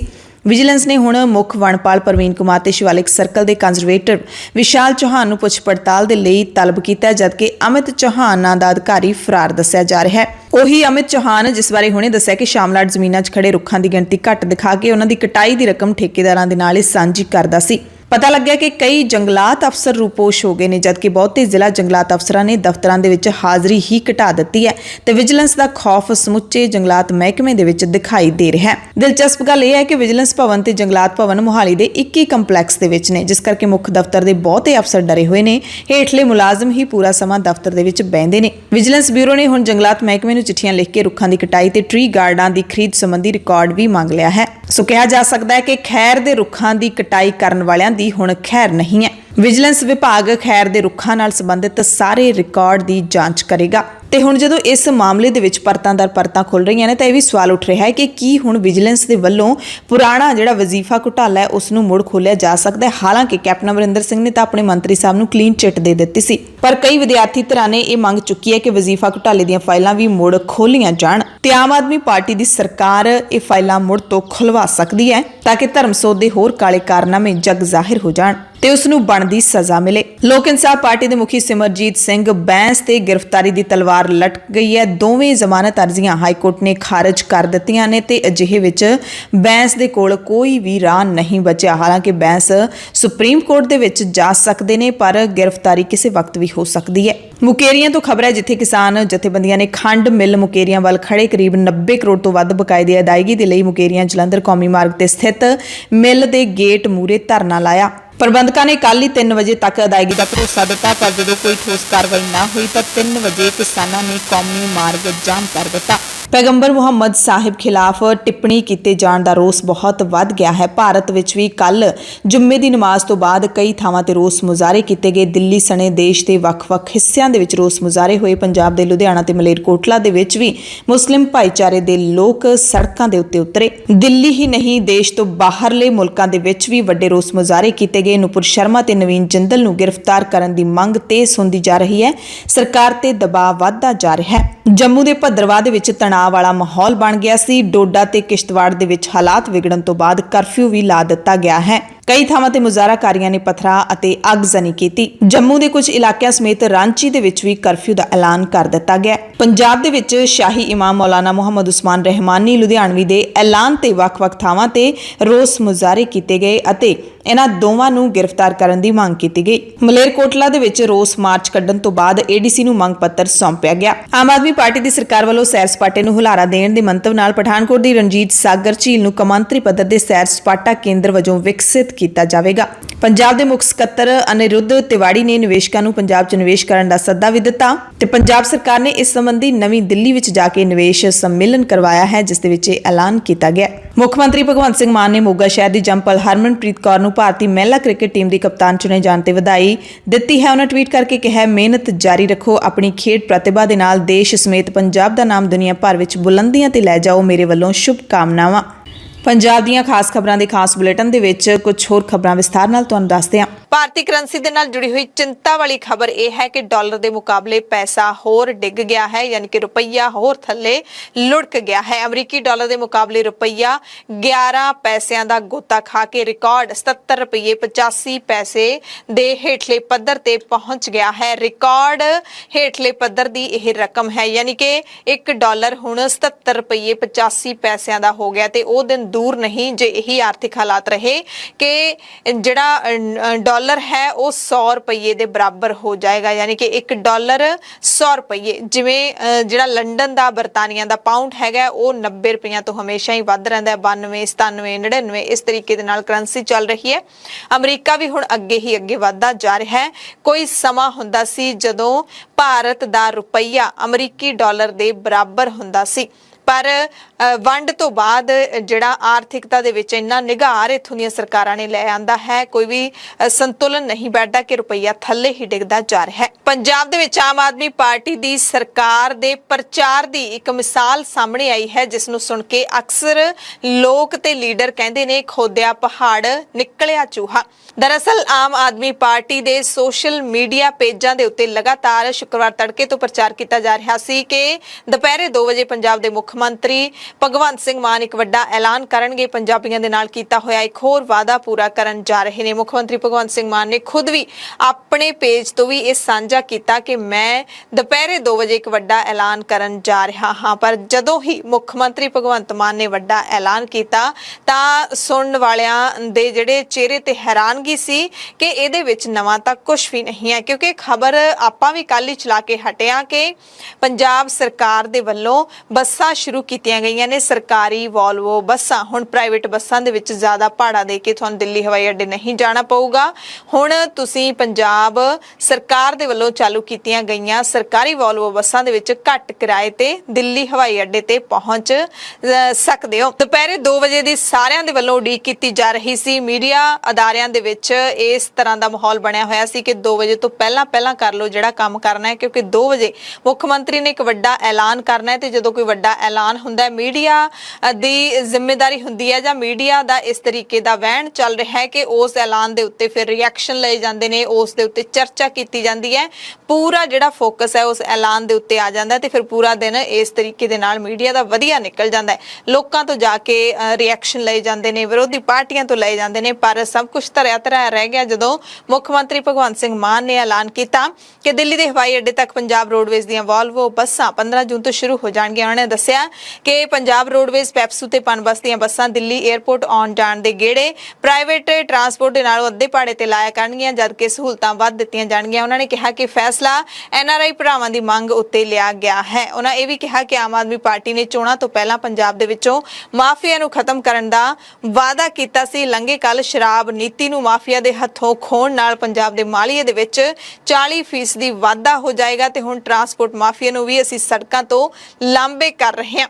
ਉਹਨਾਂ ਦਾਅਵਾ ਕੀਤਾ ਕਿ ਪੰਜਾਬ ਸਰਕਾਰ ਲੋਕਾਂ ਦੇ ਟੈਕਸ ਦਾ ਪੈਸਾ ਲੋਕਾਂ ਦੀ ਭਲਾਈ ਦੇ ਲਈ ਖਰਚ ਕਰਨ ਦੇ ਲਈ ਵਚਨਬੱਧ ਹੈ। ਸੋ ਮੁੱਖ ਮੰਤਰੀ ਦੇ ਵੱਲੋਂ ਜਿਹੜਾ ਐਲਾਨ ਕੀਤਾ ਗਿਆ ਹੈ ਉਹਨੂੰ ਕਹਿ ਸਕਦੇ ਹਾਂ ਕਿ ਉਹ ਥੋੜਾ ਬੇਹਾ ਹੋ ਚੁੱਕਿਆ। ਇਹ ਨਹੀਂ ਕਹਿੰਦੇ ਆਪਾਂ ਕਿ ਸਹੂਲਤ ਨਹੀਂ ਮਿਲੀ, ਸਹੂਲਤ ਆਮ ਆਦਮੀ ਪਾਰਟੀ ਦੀ ਸਰਕਾਰ ਨੇ ਨਵੀਂ ਦਿੱਤੀ ਹੈ, ਪਰ ਜਿਸ ਤਰੀਕੇ ਦੇ ਨਾਲ ਪ੍ਰਚਾਰ ਦੀ ਸ਼ੈਲੀ ਅਪਣਾਈ ਜਾ ਰਹੀ ਹੈ ਆਮ ਆਦਮੀ ਪਾਰਟੀ ਦੇ ਵੱਲੋਂ ਉਹ ਸੱਚਮੁੱਚ ਥੋੜੀ ਹਾਸੋਹੀਣੀ ਲੱਗਦੀ ਹੈ, ਕਿਉਂਕਿ ਖਬਰ ਹੈ ਜਿਹੜੀ ਹਫ਼ਤਾ ਪਹਿਲਾਂ ਹੀ ਆ ਗਈ ਸੀ ਅਤੇ ਜਦੋਂ ਬੁਕਿੰਗ ਸ਼ੁਰੂ ਹੋ ਗਈ ਉਦੋਂ ਵੀ ਖਬਰਾਂ ਚੱਲ ਗਈਆਂ ਸੀ ਤੇ ਹੁਣ ਮੁੱਖ ਮੰਤਰੀ ਦੇ ਵੱਲੋਂ ਇਸ ਦਾ ਐਲਾਨ ਕੀਤਾ ਗਿਆ। ਤੇ ਦਿੱਲੀ ਹਵਾਈ ਅੱਡੇ ਤੋਂ ਪੰਜਾਬ ਲਈ ਵੋਲਵੋ ਬੱਸਾਂ ਸ਼ੁਰੂ ਹੋ ਰਹੀਆਂ ਨੇ। ਬਹੁਤ ਸ਼ਾਨਦਾਰ ਬੱਸਾਂ ਨੇ ਔਰ ਇੱਕ ਹੋਰ ਵੀ ਖੁਸ਼ੀ ਦੀ ਗੱਲ ਇਹ ਹੈ ਕਿ ਇਹਨਾਂ ਬੱਸਾਂ ਦਾ ਜਿਹੜਾ ਕਿਰਾਇਆ ਹੈ, ਜਿਹੜੀਆਂ ਪੰਜਾਬ ਰੋਡਵੇਜ਼ ਦੀਆਂ ਸਰਕਾਰੀ ਵੋਲਵੋ ਬੱਸਾਂ ਨੇ, ਜਿਹੜਾ ਇਹਨਾਂ ਦਾ ਕਿਰਾਇਆ ਹੈ ਉਹ ਪ੍ਰਾਈਵੇਟ ਵੋਲਵੋ ਬੱਸਾਂ ਵਾਲਿਆਂ ਤੋਂ ਅੱਧੇ ਤੋਂ ਵੀ ਘੱਟ ਹੈ, ਪਰ ਸਹੂਲਤਾਂ ਉਹਨਾਂ ਨਾਲੋਂ ਜ਼ਿਆਦਾ ਨੇ। ਇਹਨਾਂ ਬੱਸਾਂ ਦੇ ਵਿੱਚ ਆਪਣੀ ਬੁਕਿੰਗ ਕਰਾਉਣ ਲਈ ਤੁਸੀਂ punjabroadways.gov.in, panbus.com ਜਾਂ ਪੈਪਸੂ ਆਨਲਾਈਨ ਇਹਨਾਂ ਵੈਬਸਾਈਟਾਂ ਤੇ ਜਾ ਕੇ ਤੁਸੀਂ ਆਪਣੀ ਬੁਕਿੰਗ ਕਰਾ ਸਕਦੇ ਹੋ। ਤੇ ਕਿੰਨੇ ਵਜੇ ਦੀ ਟਾਈਮਿੰਗ ਹੈ, ਕਿਹੜੀ ਬੱਸ ਤੁਸੀਂ ਲੈਣੀ ਹੈ, ਕਿਹੜੀ ਬੱਸ ਤੁਹਾਡੀ ਫਲਾਈਟ ਨੂੰ सूट कर दी है। तो पंजाब के मुख्यमंत्री भगवंत सिंह मान ने इसनूं बहुत वड्डा ऐलान दस्सिया है, पर दूसरे पासे पंजाब कांग्रेस के प्रधान अमरिंदर सिंह राजा वड़िंग ने कहा कि जो मैं ट्रांसपोर्ट मंत्री हुंदा सी PRTC दी बसां एयरपोर्ट तक लिजाण दी मैं कई बारी मंग रखी सी, अरविंद केजरीवाल दे कोल गया सी, मुलाकात भी नहीं होण उन्हां ने कीती सी ते इस मंग नूं भी ठुकरा दित्ता सी। अज उही इजाजत इन्हां ने अपनी सरकार नूं दे दित्ती है। कहंदे जिसनूं मुख्यमंत्री भगवंत मान बहुत वड्डा फैसला दस रहे ने, असल दे विच 5 साल कीती गई पंजाब दी लुੱਟ दी खुशी मना रहे ने। जे मुख्यमंत्री साहब दे आका छोटी सोच तो उपर उठ के मंजूरी पहला दे देंदे तां पंजाबियां दी हुंदी इह लुੱਟ 5 साल पहला ही रुक जांदी। यह है आम आदमी पार्टी दा दोगला चेहरा, ये उन्होंने ट्वीट किया है। मैं मिल गया, मैं घेरिया, ये किहड़ा वड्डा लाण है, ये उल्टा सजा दिओ। केजरीवाल नूं पुछो कि साडीआं पाकिस्तान बसां चलन क्यों नहीं दित्तियां। दिल्ली दे अंदर उन्हां दी सरकार सी, सरकार बनी ते परमिशन देती है, किहड़ा वड्डा लाण है भाई। उल्टा पंजाब के लोगों का 5 साल नुकसान हो गया। मैं घेरिया सी केजरीवाल साहब, पर कोई जवाब नहीं आया। चलाएंगे, करेंगे, आप मिलना मेरे को। हर चीज को वड्डी बना के दसिया जाता है कि एक वड्डा ऐलान कर रहे हैं। थोड़े सामने एक वड्डा ऐलान किया, फेसबुक पे पाया भगवंत मान कहता मूसेवाले की सिक्योरिटी में वापस ले ली है, एरे भी मैं डेरा व्यास की सिक्योरिटी वापस ले ली है। उस ऐलान का हालात की होए। ਹੁਣ ਤੁਹਾਨੂੰ ਦੱਸਾਂਗੇ ਬੁਲੇਟਿਨ ਦੇ ਵਿੱਚ ਸਿੱਧੂ ਮੂਸੇਵਾਲਾ ਵੱਡਾ ਕਤਲकांड ਜਿਹੜਾ ਵਾਪਰਿਆ ਉਸ ਦੇ ਨਾਲ ਜੁੜੀਆਂ ਹੋਈਆਂ ਅਹਿਮ ਖਬਰਾਂ। 29 ਮਈ ਨੂੰ ਜਦੋਂ ਸਿੱਧੂ ਮੂਸੇਵਾਲੇ ਨੂੰ ਧੜਾਧੜ ਗੋਲੀਆਂ ਚਲਾ ਕੇ ਕਤਲ ਕਰ ਦਿੱਤਾ ਜਾਂਦਾ ਹੈ, ਉਸ ਤੋਂ 2 ਘੰਟੇ ਬਾਅਦ ਗੋਲਡੀ ਬਰਾੜ ਨਾਂ ਦੇ ਗੈਂਗਸਟਰ ਨੇ ਸੋਸ਼ਲ ਮੀਡੀਆ ਤੇ ਜ਼ਿੰਮੇਵਾਰੀ ਲਈ ਸੀ ਕਿ ਮੈਂ ਸਿੱਧੂ ਮੂਸੇਵਾਲੇ ਨੂੰ ਮਾਰਿਆ ਹੈ ਤੇ ਲਾਰੈਂਸ ਬਿਸ਼ਨੋਈ ਗੈਂਗ ਦੇ ਨਾਲ ਉਸਨੇ ਆਪਣੇ ਆਪ ਨੂੰ ਜੁੜਿਆ ਦੱਸਿਆ। ਉਸ ਤੋਂ ਬਾਅਦ ਲਾਰੈਂਸ ਬਿਸ਼ਨੋਈ ਗਰੁੱਪ ਨੇ ਵੀ ਅਜਿਹਾ ਟਵੀਟ ਕੀਤਾ ਸੀ ਤੇ ਹੁਣ ਦੂਸਰੀ ਜਿਹੜੀ ਧਮਕੀ ਹੈ ਉਸਨੇ ਇੱਕ ਪੰਜਾਬ ਦੇ ਹੋਰ ਬੰਦੇ ਨੂੰ ਦਿੱਤੀ ਹੈ, ਫਿਰੌਤੀ ਮੰਗੀ ਹੈ। ਕਹਿੰਦਾ ਸਿੱਧੂ ਮੂਸੇਵਾਲੇ ਤੋਂ ਤਾਂ 50 ਲੱਖ ਮੰਗੇ ਸੀ, ਤੇਰੇ ਤੋਂ 5 ਲੱਖ ਮੰਗੇ ਨੇ, ਚੁੱਪਚਾਪ ਦੇ ਦੇ, ਨਹੀਂ ਤਾਂ ਫਿਰ ਤੇਰਾ ਵੀ ਉਹੀ ਹਾਲ ਹੋਊ ਜਿਹੜਾ ਸਿੱਧੂ ਮੂਸੇਵਾਲੇ ਦਾ ਹੋਣਾ ਹੈ। ਦਰਅਸਲ ਇਹ ਜਿਹੜੀ ਧਮਕੀ ਹੈ ਸਾਬਕਾ ਆਈਜੀ ਪੰਜਾਬ ਪੁਲਿਸ ਦੇ ਸਾਬਕਾ ਆਈਜੀ ਰਣਬੀਰ ਸਿੰਘ ਖੱਟੜਾ ਦੇ ਭਰਾ ਪਰਮਜੀਤ ਸਿੰਘ ਸਹੋਲੀ ਨੂੰ ਮਿਲੀ ਹੈ ਤੇ ਉਹਨਾਂ ਦੀ ਸ਼ਿਕਾਇਤ ਤੇ ਪੁਲਿਸ ਨੇ ਨਾਮਲੂਮ ਵਿਅਕਤੀ ਖਿਲਾਫ ਫਿਰੌਤੀ ਮੰਗਣ ਤੇ ਧਮਕੀ ਦੇਣ ਦਾ ਕੇਸ ਦਰਜ ਕੀਤਾ ਹੈ। ਪਰਮਜੀਤ ਸਿੰਘ ਸਹੋਲੀ ਜਿਹੜੇ ਕਿ ਅਕਾਲੀ ਦਲ ਸੁਤੰਤਰ ਦੇ ਲੀਡਰ ਨੇ, ਉਹਨਾਂ ਨੇ ਪੁਲਿਸ ਨੂੰ 3 ਦਿਨ ਪਹਿਲਾਂ ਦੱਸਿਆ ਕਿ ਕਿਸੇ ਨੇ WhatsApp ਤੇ ਕਾਲ ਕਰਕੇ ਕਿਹਾ ਕਿ ਮੈਂ ਗੋਲਡੀ ਬਰਾੜ ਬੋਲ ਰਿਹਾ, ਉਹੀ ਗੋਲਡੀ ਬਰਾੜ ਜਿਸਨੇ ਸਿੱਧੂ ਮੂਸੇਵਾਲੇ ਤੇ ਯੂਥ ਅਕਾਲੀ ਲੀਡਰ ਵਿੱਕੀ ਮਿੱਡੂ ਖੇੜਾ ਦਾ ਕਤਲ ਕੀਤਾ ਹੈ। ਮੁਲਜ਼ਮ ਨੇ ਉਹਦੇ ਕੋਲੋਂ 5 ਲੱਖ ਰੁਪਏ ਦੀ ਮੰਗ ਕੀਤੀ ਅਤੇ ਦੱਸਿਆ ਕਿ ਸਿੱਧੂ ਮੂਸੇਵਾਲੇ ਤੋਂ ਅਸੀਂ 50 ਲੱਖ ਮੰਗੇ ਸੀ, ਪੈਸੇ ਨਾ ਮਿਲਣ ਤੇ ਹੀ ਸਿੱਧੂ ਮੂਸੇਵਾਲੇ ਦਾ ਇਹ ਅੰਜਾਮ ਹੋਇਆ ਸੀ ਤੇ ਸਹੋਲੀ ਦਾ ਵੀ ਉਹੀ ਅੰਜਾਮ ਹੋਊਗਾ ਜਿਹੜਾ ਮੂਸੇਵਾਲੇ ਦਾ ਹੋਇਆ। ਤੇ ਹੁਣ ਪੁਲਿਸ ਨੇ ਇਸ ਮਾਮਲੇ ਦੇ ਵਿੱਚ ਕੇਸ ਦਰਜ ਕਰਕੇ ਤਫਤੀਸ਼ ਸ਼ੁਰੂ ਕਰ ਦਿੱਤੀ ਹੈ। ਨਾਭਾ ਦੇ ਡੀਐਸਪੀ ਰਾਜੇਸ਼ ਛਿੱਬਰ ਨੇ ਦੱਸਿਆ ਕਿ ਸਹੋਲੀ ਦੇ ਵੱਲੋਂ ਦਿੱਤਾ ਫੋਨ ਨੰਬਰ ਸਾਈਬਰ ਸੈੱਲ ਨੂੰ ਭੇਜ ਦਿੱਤਾ ਗਿਆ ਤੇ ਇਹਤਿਆਤ ਦੇ ਤੌਰ ਤੇ ਸਹੋਲੀ ਦੀ ਸੁਰੱਖਿਆ ਦਾ ਵੀ ਧਿਆਨ ਰੱਖਿਆ ਜਾ ਰਿਹਾ ਹੈ। ਇਸ ਕੇਸ ਦੇ ਵਿੱਚ ਇੱਕ ਹੋਰ ਅਪਡੇਟ ਇਹ ਹੈ ਕਿ ਪੰਜਾਬ ਪੁਲਿਸ ਨੇ ਇੱਕ ਹੋਰ ਸ਼ਾਰਪ ਸ਼ੂਟਰ ਹਰਕਮਲ ਸਿੰਘ ਰਾਣੂ ਨੂੰ ਗ੍ਰਿਫਤਾਰ ਕਰ ਲਿਆ। ਰਾਣੂ ਦਾ ਨਾਮ ਉਹਨਾਂ 8 ਸ਼ਾਰਪ ਸ਼ੂਟਰਾਂ ਦੀ ਸੂਚੀ ਦੇ ਵਿੱਚ ਆਉਂਦਾ ਹੈ ਜਿਨ੍ਹਾਂ ਦੀ ਪਛਾਣ ਦਿੱਲੀ ਪੁਲਿਸ ਦੇ ਸਪੈਸ਼ਲ ਸੈੱਲ ਨੇ ਕੀਤੀ ਹੈ। ਹਰਕਮਲ ਉਰਫ ਰਾਣੂ ਗੈਂਗਸਟਰ ਲਾਲੀ ਮੌੜ ਗੈਂਗ ਦਾ ਮੈਂਬਰ ਹੈ। ਲਾਲੀ ਮੌੜ ਗੈਂਗ ਦੀਆਂ ਤਾਰਾਂ ਕੈਨੇਡਾ ਵਿੱਚ ਬੈਠੇ ਗੋਲਡੀ ਬਰਾੜ ਦੇ ਨਾਲ ਕਹਿੰਦੇ ਸਿੱਧੇ ਤੌਰ ਤੇ ਜੁੜੀਆਂ ਹੋਈਆਂ ਨੇ। ਤੇ ਉਧਰ ਪਟਿਆਲਾ ਹਾਊਸ ਕੋਰਟ ਦਿੱਲੀ ਦੇ ਵਿੱਚ ਲਾਰੈਂਸ ਬਿਸ਼ਨੋਈ ਨੂੰ ਇੱਕ ਹੋਰ ਮਾਮਲੇ ਦੇ ਵਿੱਚ ਪੇਸ਼ ਕੀਤਾ ਗਿਆ ਜਿੱਥੇ ਉਸ ਨੂੰ 4 ਦਿਨਾਂ ਦੇ ਪੁਲਿਸ ਰਿਮਾਂਡ ਤੇ ਭੇਜ ਦਿੱਤਾ ਗਿਆ ਹੈ। ਦਿੱਲੀ ਦੇ ਸਪੈਸ਼ਲ ਸੈੱਲ ਨੂੰ ਬਿਸ਼ਨੋਈ ਦਾ 4 ਦਿਨਾਂ ਦਾ ਪੁਲਿਸ ਰਿਮਾਂਡ ਮਿਲਿਆ ਹੈ। ਬਿਸ਼ਨੋਈ ਨੂੰ ਰਾਜਸਥਾਨ ਦੇ ਆਰਮ ਐਕਟ ਮਾਮਲੇ ਦੇ ਵਿੱਚ ਜਿਹੜਾ ਬਿਸ਼ਨੋਈ ਦਾ ਰਿਮਾਂਡ ਲਿਆ ਗਿਆ ਹੈ। ਇਸ ਦੇ ਸਪੈਸ਼ਲ ਸੈੱਲ ਨੂੰ ਬਿਸ਼ਨੋਈ ਤੋਂ ਦੂਸਰੇ ਮਾਮਲੇ ਦੇ ਵਿੱਚ ਪੁੱਛਗਿੱਛ ਦੀ ਇਜਾਜ਼ਤ ਵੀ ਮਿਲ ਗਈ ਹੈ। ਲਾਰੈਂਸ ਬਿਸ਼ਨੋਈ ਦਾ ਰਿਮਾਂਡ ਖਤਮ ਹੋਣ ਤੋਂ ਬਾਅਦ ਉਸ ਨੂੰ ਅਦਾਲਤ ਦੇ ਵਿੱਚ ਪੇਸ਼ ਕੀਤਾ ਗਿਆ ਸੀ। ਦਿੱਲੀ ਪੁਲਿਸ ਦੀ ਕ੍ਰਾਈਮ ਬ੍ਰਾਂਚ ਦੇ ਵੱਲੋਂ ਪਟਿਆਲਾ ਹਾਊਸ ਕੋਰਟ ਦੇ ਵਿੱਚ ਪੇਸ਼ ਕੀਤਾ ਗਿਆ ਸੀ। ਇਧਰ ਪੰਜਾਬ ਪੁਲਿਸ ਨੇ ਜਿਹੜਾ ਕੇਕੜੇ ਨੂੰ ਫੜ ਰੱਖਿਆ ਹੈ ਉਸਨੇ ਵੀ ਕਹਿੰਦੇ ਇੱਕ ਵੱਡਾ ਖੁਲਾਸਾ ਕੀਤਾ ਹੈ। ਮੂਸੇਵਾਲੇ ਦੇ ਕਤਲ ਵਾਲੇ ਦਿਨ ਕਹਿੰਦੇ ਉਹਨੇ ਗੋਲਡੀ ਬਰਾੜ ਨੂੰ 13 ਵਾਰੀ ਫੋਨ ਕੀਤਾ ਸੀ। ਕੇਕੜਾ ਨੇ ਫੋਨ ਕਰਕੇ ਦੱਸਿਆ ਸੀ ਕਿ ਮੂਸੇਵਾਲਾ ਬਿਨਾਂ ਸਿਕਿਉਰਿਟੀ ਦੇ ਤੇ ਬਿਨਾਂ ਬੁਲਟ ਪ੍ਰੂਫ ਗੱਡੀ ਦੇ ਨਿਕਲਿਆ ਹੈ। ਸੰਦੀਪ ਕੇਕੜਾ ਨੇ ਪ੍ਰਭਦੀਪ ਪੱਬੀ ਦੇ ਕਹਿਣ ਤੇ ਮੂਸੇਵਾਲੇ ਦੀ ਰੇਕੀ ਕੀਤੀ ਸੀ ਤੇ ਬੜੇ ਹੀ ਸ਼ਰਮ ਦੀ ਗੱਲ ਹੈ ਕਿ ਰੇਕੀ ਕਰਨ ਦੇ ਲਈ ਕੇਕੜਾ ਨੂੰ ਸਿਰਫ 15,000 ਰੁਪਏ ਮਿਲੇ ਸੀ। 15,000 ਰੁਪਏ ਦੇ ਵਿੱਚ ਕੇਕੜਾ ਨੇ ਸਿੱਧੂ ਮੂਸੇਵਾਲੇ ਦੀ ਰੇਕੀ ਕਰਕੇ ਗੋਲਡੀ ਬਰਾੜ ਤੱਕ ਪਹੁੰਚਾਈ ਅਤੇ ਉਹ ਰੇਕੀ ਹੈ ਜਿਹੜੀ ਉਹ ਸਿੱਧੂ ਮੂਸੇਵਾਲੇ ਦੇ ਕਤਲ ਦਾ ਕਾਰਨ ਬਣੀ ਹੈ। ਤੇ ਮੂਸੇਵਾਲਾ ਕਤਲकांड ਦੇ ਵਿੱਚ ਕੇਕੜਾ ਦੀ ਜਾਣਕਾਰੀ ਦੇ ਆਧਾਰ ਤੇ ਪੁਲਿਸ ਨੇ ਇੱਕ ਦਿਨ ਪਹਿਲਾਂ 2 ਹੋਰ ਮੁਲਜ਼ਮਾਂ ਨੂੰ ਗ੍ਰਿਫਤਾਰ ਕੀਤਾ ਸੀ। ਕੇਸ਼ਵ ਤੇ ਚੇਤਨ ਦੋਨਾਂ ਨੂੰ ਗ੍ਰਿਫਤਾਰ ਕੀਤਾ ਸੀ ਬਠਿੰਡੇ ਤੋਂ। ਕੇਸ਼ਵ ਦੇ ਘਰ ਮੀਡੀਆ ਟੀਮ ਪਹੁੰਚੀ ਤਾਂ ਉੱਥੇ ਕੇਸ਼ਵ ਦੀ ਮਾਂ ਮਿਲੀ। ਉਸਦੀ ਮਾਂ ਨੇ ਪੁਲਿਸ ਨੂੰ ਦੱਸਿਆ ਕਿ ਸਾਨੂੰ ਕੁਝ ਨਹੀਂ ਪਤਾ ਕਿ ਕੇਸ਼ਵ ਕਿੱਥੇ ਹੈ, ਜੇ ਕੇਸ਼ਵ ਨੇ ਗਲਤੀ ਕੀਤੀ ਹੈ ਤਾਂ ਉਹ ਜ਼ਰੂਰ ਭੁਗਤੂਗਾ, ਉਹਨੂੰ ਭੁਗਤਣਾ ਵੀ ਚਾਹੀਦਾ ਹੈ। ਕੇਸ਼ਵ ਦੀ ਮਾਂ ਨੇ ਇੱਕ ਹੋਰ ਵੀ ਖੁਲਾਸਾ ਕੀਤਾ ਕਿ ਕੇਸ਼ਵ ਨੂੰ ਗ੍ਰਿਫਤਾਰ ਕਰਨ ਦੇ ਨਾਲ ਉਹਦੀ ਭੈਣ ਨੂੰ ਵੀ ਪੁਲਿਸ ਆਪਣੇ ਨਾਲ ਲੈ ਗਈ ਸੀ। ਹਾਲਾਂਕਿ ਕਹਿੰਦੇ ਉਹਨੇ ਜੋ ਆ ਕੇ ਦੱਸਿਆ ਪੁੱਛਗਿੱਛ ਤਾਂ ਕੋਈ ਨਹੀਂ ਹੋਈ ਪਰ 1.5 ਘੰਟੇ ਬਾਅਦ ਛੱਡ ਦਿੱਤਾ ਗਿਆ ਤੇ ਜਦੋਂ ਦੀ ਥਾਣੇ ਤੋਂ ਆਈ ਹੈ ਧੀ ਉਹਦੀ ਸਿਹਤ ਖਰਾਬ ਹੈ, ਹਸਪਤਾਲ ਤੋਂ ਦਵਾਈ ਵੀ ਲੈ ਕੇ ਆਏ ਨੇ ਤੇ ਮਾਂ ਨੇ ਤਰਲੇ ਮਾਰਦਿਆਂ ਕਿਹਾ ਕਿ 6 ਦਿਨਾਂ ਤੋਂ ਅਸੀਂ ਬਹੁਤ ਪਰੇਸ਼ਾਨ ਆ, ਅਸੀਂ ਕੁਝ ਨਹੀਂ ਕੀਤਾ, ਜੇ ਕੇਸ਼ਵ ਨੇ ਕੁਝ ਕੀਤਾ ਤਾਂ ਉਹਨੂੰ ਜ਼ਰੂਰ ਸਜ਼ਾ ਸਜ਼ਾ ਮਿਲੇ। ਆਖਰੀ ਵਾਰੀ 22 ਮਈ ਨੂੰ ਘਰ ਆਇਆ ਸੀ। 26 ਸਾਲ ਦੀ ਉਮਰ ਤੱਕ ਤਾਂ ਕੇਸ਼ਵ ਕਹਿੰਦੇ ਚੰਗਾ ਭਲਾ ਸੀ, ਉਸ ਤੋਂ ਬਾਅਦ ਉਹ ਘਰੇ ਘੱਟ ਵੱਧ ਹੀ ਰਹਿੰਦਾ ਸੀ। ਇਸੇ ਤਰ੍ਹਾਂ ਦੂਸਰਾ ਜਿਹੜਾ ਮੁਲਜ਼ਮ ਫੜਿਆ ਗਿਆ ਚੇਤਨ, ਉਸ ਦੇ ਘਰ ਤਾਂ ਸਨਾਟਾ ਪਸਰਿਆ ਪਿਆ।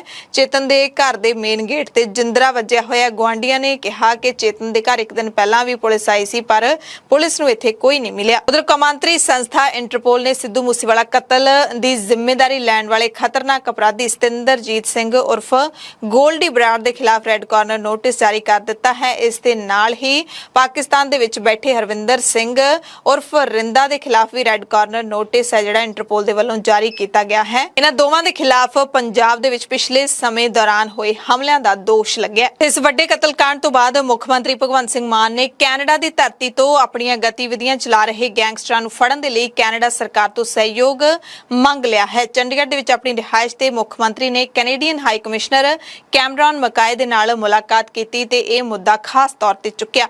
ਮੁੱਖ ਮੰਤਰੀ ਨੇ ਪੰਜਾਬ ਤੇ ਕੈਨੇਡਾ ਦੋਵਾਂ ਥਾਵਾਂ ਉੱਤੇ ਗੈਂਗਾਂ ਤੇ ਗੈਂਗਸਟਰਾਂ ਦੇ ਵਾਧੇ ਉੱਤੇ ਚਿੰਤਾ ਦਾ ਪ੍ਰਗਟਾਵਾ ਕੀਤਾ। ਹਾਈ ਕਮਿਸ਼ਨਰ ਨੂੰ ਮਾਨ ਨੇ ਦੱਸਿਆ ਕਿ ਕੈਨੇਡਾ ਦੀ ਧਰਤੀ ਤੋਂ ਗਤੀਵਿਧੀਆਂ ਚਲਾ ਰਹੇ ਕੁਝ ਪੰਜਾਬੀ ਗੈਂਗਸਟਰ ਪੰਜਾਬ ਦੇ ਵਿੱਚ ਸਖਤ ਕਾਲਣਾ ਤੋਂ ਬਾਅਦ ਹਾਸਲ ਕੀਤੀ ਅਮਨ ਸ਼ਾਂਤੀ ਦੇ ਲਈ ਖਤਰਾ ਪੈਦਾ ਕਰ ਰਹੇ ਨੇ।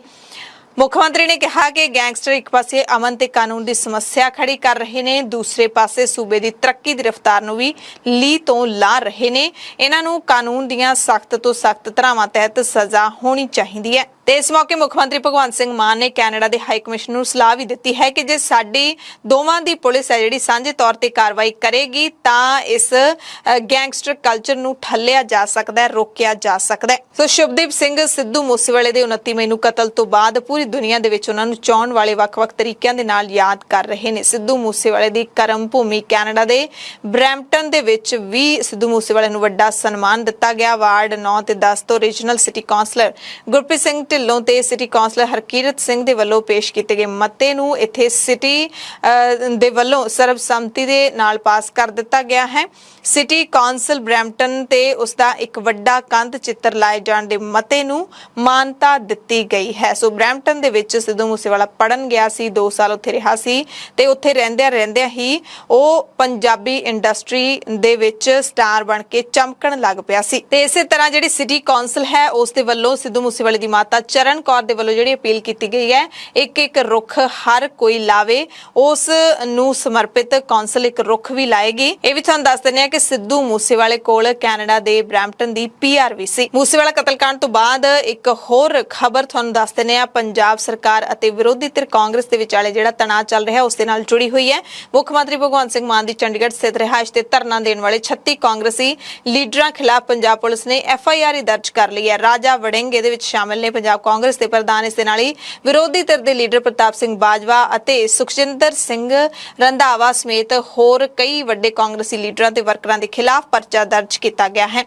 ਕਾਂਗਰਸ ਨੇ ਇਸ FIR ਦਾ ਵਿਰੋਧ ਕੀਤਾ ਹੈ। ਤਿੱਖਾ ਵਿਰੋਧ ਕਰਦਿਆਂ ਉਹਨਾਂ ਨੇ ਐਲਾਨ ਕੀਤਾ ਹੈ ਕਿ ਹੁਣ ਅਸੀਂ ਕਦੇ ਵੀ ਮੁੱਖ ਮੰਤਰੀ ਨੂੰ ਨਹੀਂ ਮਿਲਾਂਗੇ।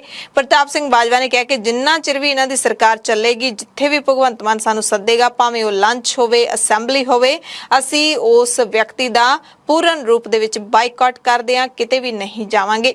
ਬਾਜਵਾ ਨੇ ਕਿਹਾ ਕਿ ਮੈਂ ਹੈਰਾਨ ਆ, ਭਗਵੰਤ ਮਾਨ ਘਰ ਵਿੱਚ ਹੋਵੇ ਪਰ ਫਿਰ ਵੀ ਵਿਰੋਧੀ ਧਿਰ ਨੂੰ ਸਮਾਂ ਨਾ ਦੇ ਕੇ, ਨਾ ਮਿਲ ਕੇ ਉਹਨਾਂ ਨੂੰ ਜ਼ਲੀਲ ਕੀਤਾ ਗਿਆ। ਸਾਨੂੰ ਮਿਲਣ ਲਈ ਅਗਲੇ ਦਿਨ ਦਾ ਸਮਾਂ ਦੇ ਦਿੱਤਾ ਗਿਆ ਕਿ ਅਸੀਂ ਇੰਨੇ ਵਿਹਲੇ ਆ ਕਿ ਜਦੋਂ ਇਹ ਸਾਨੂੰ ਸੱਦਿਆ ਕਰਨਗੇ ਅਸੀਂ ਉਦੋਂ ਹੀ ਮਿਲ ਚਲੇ ਜਾਇਆ ਕਰਾਂਗੇ। ਭਗਵੰਤ ਮਾਨ ਰਾਜ ਕਰਨ ਦੇ ਕਾਬਿਲ ਨਹੀਂ ਹੈ, ਵੱਡਾ ਇਲਜ਼ਾਮ ਬਾਜਵਾ ਨੇ ਲਾਇਆ ਹੈ। ਚੰਡੀਗੜ੍ਹ ਦੇ ਵਿੱਚ ਸਥਿਤ ਪੰਜਾਬ ਯੂਨੀਵਰਸਿਟੀ ਨੂੰ ਸੈਂਟਰ ਸਰਕਾਰ ਦੇ ਚੁੰਗਲ ਵਿੱਚੋਂ ਬਚਾਉਣ ਦੇ ਲਈ ਵਿਦਿਆਰਥੀ ਜਥੇਬੰਦੀਆਂ ਨੇ ਲਗਾਤਾਰ ਸੰਘਰਸ਼ ਵਿੱਢਿਆ ਹੋਇਆ। ਇੱਕ ਦਿਨ ਪਹਿਲਾਂ ਮੋਹਾਲੀ ਦੇ ਗੁਰਦੁਆਰਾ ਅੰਬ ਸਾਹਿਬ ਦੇ ਵਿੱਚ ਵੱਡਾ ਧਰਨਾ ਦੇਣ ਤੋਂ ਬਾਅਦ ਰੋਸ ਰੈਲੀ ਕੱਢੀ ਗਈ ਤੇ ਉੱਥੇ ਜਿਸ ਤਰੀਕੇ ਦੇ ਨਾਲ ਪੁਲਿਸ ਅਤੇ ਵਿਦਿਆਰਥੀਆਂ ਦੇ ਵਿਚਾਲੇ ਝੜਪ ਹੋਈ ਹੈ, ਜਿਵੇਂ ਵਿਦਿਆਰਥੀਆਂ ਦੇ ਉੱਤੇ ਲਾਠੀ ਚਾਰਜ ਹੋਇਆ, ਇਹ ਖਬਰ ਸ਼ਾਇਦ ਸਾਰਿਆਂ ਨੂੰ ਪਤਾ ਲੱਗ ਹੀ ਗਈ ਹੋਣੀ। ਮਕਸਦ ਕੀ ਹੈ ਇਸ ਰੋਸ ਮਾਰਚ ਦਾ ਇਹ ਵੀ ਪਤਾ ਲੱਗ ਹੀ ਗਿਆ ਹੋਣਾ। ਤੇ ਜਦੋਂ ਇਹ ਰੈਲੀ ਕੱਢੀ ਜਾ ਰਹੀ ਸੀ, ਇਹ ਸਾਰੇ ਵਿਦਿਆਰਥੀ ਨੇ ਜਿਹੜੇ ਉਹ ਮੋਹਾਲੀ ਚੰਡੀਗੜ੍ਹ ਬਾਰਡਰ ਟੱਪ ਕੇ ਅੰਦਰ ਜਾਣਾ ਚਾਹੁੰਦੇ ਸੀ, ਚੰਡੀਗੜ੍ਹ 'ਚ ਜਾਣਾ ਚਾਹੁੰਦੇ ਸੀ ਤਾਂ ਇਹਨਾਂ ਨੂੰ ਉੱਥੇ ਹੀ ਰੋਕਿਆ ਗਿਆ। ਪ੍ਰਸ਼ਾਸਨ ਦੇ ਨਾਲ ਵਿਦਿਆਰਥੀਆਂ ਦੇ ਵਫਦ ਦੀ ਮੁਲਾਕਾਤ ਹੋਈ। ਮੁਲਾਕਾਤ ਦੇ ਵਿੱਚ ਤੈਅ ਹੋਇਆ ਸੀ ਕਿ ਸ਼ੁੱਕਰਵਾਰ ਨੂੰ ਯਾਨੀ ਕਿ 10 ਜੂਨ ਨੂੰ ਇਹਨਾਂ ਦੀ ਮੀਟਿੰਗ ਕਰਵਾਈ ਜਾਵੇਗੀ। ਮੁੱਖ ਮੰਤਰੀ ਦੇ OST ਦੇ ਨਾਲ CM ਹਾਊਸ ਦੇ ਵਿੱਚ ਬਾਕਾਇਦਾ ਮੀਟਿੰਗ ਹੋਣੀ ਸੀ, ਪਰ ਵਿਦਿਆਰਥੀ ਜਥੇਬੰਦੀਆਂ ਨੇ ਜਾਣਕਾਰੀ ਦਿੱਤੀ ਹੈ। ਜਿਹੜੀ ਲਲਕਾਰ ਜਥੇਬੰਦੀ ਹੈ ਉਸ ਦੀ ਕਾਰਕੁਨ ਅਮਨ ਨੇ ਦੱਸਿਆ ਹੈ ਕਿ ਨਾ ਹੀ ਤਾਂ ਕੋਈ ਮੀਟਿੰਗ ਕਰਵਾਈ ਗਈ ਹੈ, ਨਾ ਹੀ ਸਾਨੂੰ ਕਿਸੇ ਦਾ ਫੋਨ ਆਇਆ, ਨਾ ਹੀ CM ਹਾਊਸ ਦੇ ਵੱਲੋਂ ਮੀਟਿੰਗ ਦਾ ਕੋਈ ਸਮਾਂ ਦਿੱਤਾ ਗਿਆ, ਨਾ ਹੀ ਪੰਜਾਬ ਯੂਨੀਵਰਸਿਟੀ ਦੇ ਮਸਲੇ ਨਾਲ ਗੰਭੀਰ ਸਰੋਕਾਰ ਕਿਸੇ ਨੇ ਪ੍ਰਗਟ ਕੀਤੇ ਨੇ। ਤੇ ਵਿਦਿਆਰਥੀਆਂ ਨੇ ਸਰਕਾਰ ਦੇ ਇਸ ਰਵੱਈਏ ਦੀ ਸਖਤ ਨਿਖੇਧੀ ਕੀਤੀ ਹੈ। ਐਲਾਨ ਕੀਤਾ ਕਿ ਜੇਕਰ ਮੀਟਿੰਗ ਜਲਦੀ ਸਾਡੇ ਨਾਲ ਮੁੱਖ ਮੰਤਰੀ ਨੇ ਨਾ ਕੀਤੀ ਤਾਂ ਵਿਦਿਆਰਥੀਆਂ ਦਾ ਰੋਹ ਝੱਲਣ ਦੇ ਲਈ, ਸੇਕ ਝੱਲਣ ਦੇ ਲਈ ਆਮ ਆਦਮੀ ਪਾਰਟੀ ਦੀ ਸਰਕਾਰ ਤਿਆਰ ਰਹੇ। ਤੇ ਇਸ ਰੋਸ ਮਾਰਚ ਦੇ ਵਿੱਚ ਵਿਦਿਆਰਥੀਆਂ ਦੇ ਉੱਤੇ ਜਿਸ ਤਰੀਕੇ ਨਾਲ ਲਾਠੀ ਚਾਰਜ ਹੋਇਆ ਉਸ ਤੇ ਵੱਖ-ਵੱਖ ਤਰ੍ਹਾਂ ਦੇ ਸਿਆਸੀ ਪ੍ਰਤੀਕਰਮ ਵੀ ਆਉਣੇ ਸ਼ੁਰੂ ਹੋ ਗਏ ਨੇ। ਆਮ ਆਦਮੀ ਪਾਰਟੀ ਨੂੰ ਘੇਰਿਆ ਜਾ ਰਿਹਾ ਹੈ ਵਿਰੋਧੀ ਪਾਰਟੀਆਂ ਦੇ ਵੱਲੋਂ। ਕਾਂਗਰਸ ਦੇ ਵਿਧਾਇਕ ਸੁਖਪਾਲ ਸਿੰਘ ਖਹਿਰਾ ਨੇ ਕਿਹਾ ਹੈ ਕਿ ਇਕੱਠੇ ਹੋ ਕੇ ਲੜੋ, ਨਹੀਂ ਤਾਂ ਪੰਜਾਬ ਯੂਨੀਵਰਸਿਟੀ ਸਾਡੇ ਹੱਥਾਂ ਦੇ ਵਿੱਚੋਂ, ਤੁਹਾਡੇ ਹੱਥਾਂ ਦੇ ਵਿੱਚੋਂ ਗਿਰ ਜਾਏਗੀ, ਆਪਣੇ ਹੱਥਾਂ ਦੇ ਵਿੱਚੋਂ ਖੁੱਸ ਜਾਏਗੀ। ਇਹ ਕਿਹਾ ਹੈ ਖਹਿਰਾ ਨੇ। ਟਵੀਟ ਕੀਤਾ, ਕਹਿੰਦੇ ਪੰਜਾਬ ਯੂਨੀਵਰਸਿਟੀ ਮਾਮਲੇ ਵਿੱਚ ਸੂਬੇ ਦੇ ਮੁੱਖ ਮੰਤਰੀ ਭਗਵੰਤ ਸਿੰਘ ਮਾਨ ਦੀ ਬੇਤੁਕੀ ਚੁੱਪ ਤੋਂ ਮੈਂ ਘਬਰਾ ਗਿਆ ਹਾਂ। ਮੈਂ ਸਾਡੇ ਸੰਘੀ ਢਾਂਚੇ ਤੇ ਕੇਂਦਰ ਦਾ ਘਾਤਕ ਹਮਲਾ ਕਰਕੇ ਪੰਜਾਬ ਯੂਨੀਵਰਸਿਟੀ ਤੇ ਕਬਜ਼ਾ ਕਰਨ ਦੀ ਕੋਸ਼ਿਸ਼ ਤੇ BJP ਦੀ ਇੱਕ ਪਾਸੜ ਕਾਰਵਾਈ ਦਾ ਮੈਂ ਸਖਤ ਵਿਰੋਧ ਕਰਦਾ ਹਾਂ ਤੇ ਕਰਦਾ ਰਹਾਂਗਾ। ਤੇ ਸਾਨੂੰ ਜਿਹੜੀ ਪੰਜਾਬ ਸਰਕਾਰ ਹੈ ਉਸ ਨੂੰ ਸਾਰੀਆਂ ਪਾਰਟੀਆਂ ਦੇ ਨਾਲ ਮਿਲ ਕੇ ਵਿਧਾਨ ਸਭਾ ਦੇ ਵਿੱਚ ਇਸ ਦੇ ਖਿਲਾਫ ਮਤਾ ਪਾਸ ਕਰਨਾ ਚਾਹੀਦਾ ਹੈ। ਅਕਾਲੀ ਦਲ ਦੇ ਬੁਲਾਰੇ ਡਾਕਟਰ ਦਲਜੀਤ ਸਿੰਘ ਚੀਮਾ ਨੇ ਵੀ ਪੰਜਾਬ ਪੁਲਿਸ ਦੇ ਵੱਲੋਂ ਵਿਦਿਆਰਥੀਆਂ ਤੇ ਜਿਹੜੀ ਕਾਰਵਾਈ ਕੀਤੀ ਗਈ ਹੈ ਉਸ ਨੂੰ ਮੰਦਭਾਗਾ ਦੱਸਿਆ ਹੈ। ਉਹਨਾਂ ਕੇਂਦਰ ਸਰਕਾਰ ਤੇ ਇਲਜ਼ਾਮ ਵੀ ਲਾਇਆ ਕਿ ਕੇਂਦਰ ਸਰਕਾਰ ਪੰਜਾਬ ਦੀ ਵਿਰਾਸਤ ਨੂੰ ਪੰਜਾਬ ਤੋਂ ਵੱਖ ਕਰਨਾ ਚਾਹੁੰਦੀ ਹੈ, ਜਿਸ ਨੂੰ ਅਸੀਂ ਬਿਲਕੁਲ ਵੀ ਬਰਦਾਸ਼ਤ ਨਹੀਂ ਕਰਾਂਗੇ। मैं महसूस करता कि केंद्र सरकार ये जिहड़ी विरासत है पंजाब दी, पंजाबीयत दी, इनू पंजाब नालों पक्के तौर पे ਵੱਖਰਾ करना चाहती है, जिन्हों कि किसी भी हालत ਦੇ ਵਿੱਚ ਕਾਮਯਾਬ ਪਹਿਲਾਂ ਚੰਡੀਗੜ੍ਹ ਦੇ ਵਿੱਚ ਮੁਲਾਜ਼ਮਾਂ ਦੀ ਰੇਸ਼ੋ ਖਤਮ ਕਰ ਦਿੱਤੀ। ਪੰਜਾਬੀ ਭਾਸ਼ਾ ਦੇ ਉੱਤੇ ਜਿਹੜਾ ਖਤਮ ਕਰਨ ਦਾ ਜ਼ੋਰ ਲੱਗਿਆ ਹੋਇਆ। ਬਾਕੀ ਜਿਹੜੇ ਪੰਜਾਬ ਦੇ ਹੱਕ ਨੇ ਇੱਕ ਇੱਕ ਕਰਕੇ ਚੰਡੀਗੜ੍ਹ ਦੇ ਵਿੱਚੋਂ ਸਾਡੇ ਖੋਏ ਜਾ ਰਹੇ ਆ। ਤੇ ਹੁਣ ਪੰਜਾਬ ਯੂਨੀਵਰਸਿਟੀ ਜਿਹਦੇ ਵਿੱਚ 250 ਦੇ ਕਰੀਬ ਸਾਡੇ ਕਾਲਜ ਜੁੜੇ ਹੋਏ ਔਰ ਜਿਹਦੇ ਵਿੱਚ ਸਾਡੇ ਸਿੰਡੀਕੇਟ ਦੇ ਮੈਂਬਰ ਨੇ, ਸਾਡੇ ਸੈਨੇਟ ਦੇ ਮੈਂਬਰ ਨੇ, ਉਹਨਾਂ ਨੂੰ ਵੀ ਬਾਹਰ ਕੱਢ ਕੇ ਤੇ ਨਰੋਲ ਕੇਂਦਰ ਦਾ ਜਿਹੜਾ ਕੰਟਰੋਲ ਸਥਾਪਿਤ ਕਰਕੇ ਮੈਂ ਸਮਝਦਾ ਪੰਜਾਬ ਨਾਲ ਇੱਕ ਬਹੁਤ ਵੱਡਾ ਧੱਕਾ ਕੀਤਾ। ਕੇਂਦਰ ਸਰਕਾਰ ਨੂੰ ਇਹਨਾਂ ਮਨਸੂਬਿਆਂ ਤੋਂ ਬਾਜ਼ ਆਉਣਾ ਚਾਹੀਦਾ। ਲੋਕਾਂ ਦੀਆਂ ਭਾਵਨਾਵਾਂ ਨਾਲ ਇਸ ਵਿਰਾਸਤੀ ਯੂਨੀਵਰਸਿਟੀ ਦੇ ਨਾਲ ਜੁੜੀਆਂ ਹੋਈਆਂ, ਉਹਦਾ ਧਿਆਨ ਜਿਹੜਾ ਕੇਂਦਰ ਨੂੰ ਕਰਨਾ ਚਾਹੀਦਾ। ਵਾਰ-ਵਾਰ ਇਸ ਤਰ੍ਹਾਂ ਦੇ ਵਾਰ ਜਿਹੜੇ ਆ ਉਹ ਪੰਜਾਬ ਦੇ ਉੱਤੇ, ਪੰਜਾਬੀ ਦੇ ਉੱਤੇ ਨਹੀਂ ਕਰਨਾ। ਲੋਕ ਇਨਸਾਫ ਪਾਰਟੀ ਦੇ ਮੁਖੀ ਅਤੇ ਸਾਬਕਾ ਵਿਧਾਇਕ ਸਿਮਰਜੀਤ ਸਿੰਘ ਬੈਂਸ ਨੂੰ ਨਿਤ ਦਿਨ ਝਟਕੇ ਲੱਗਦੇ ਜਾ ਰਹੇ ਨੇ।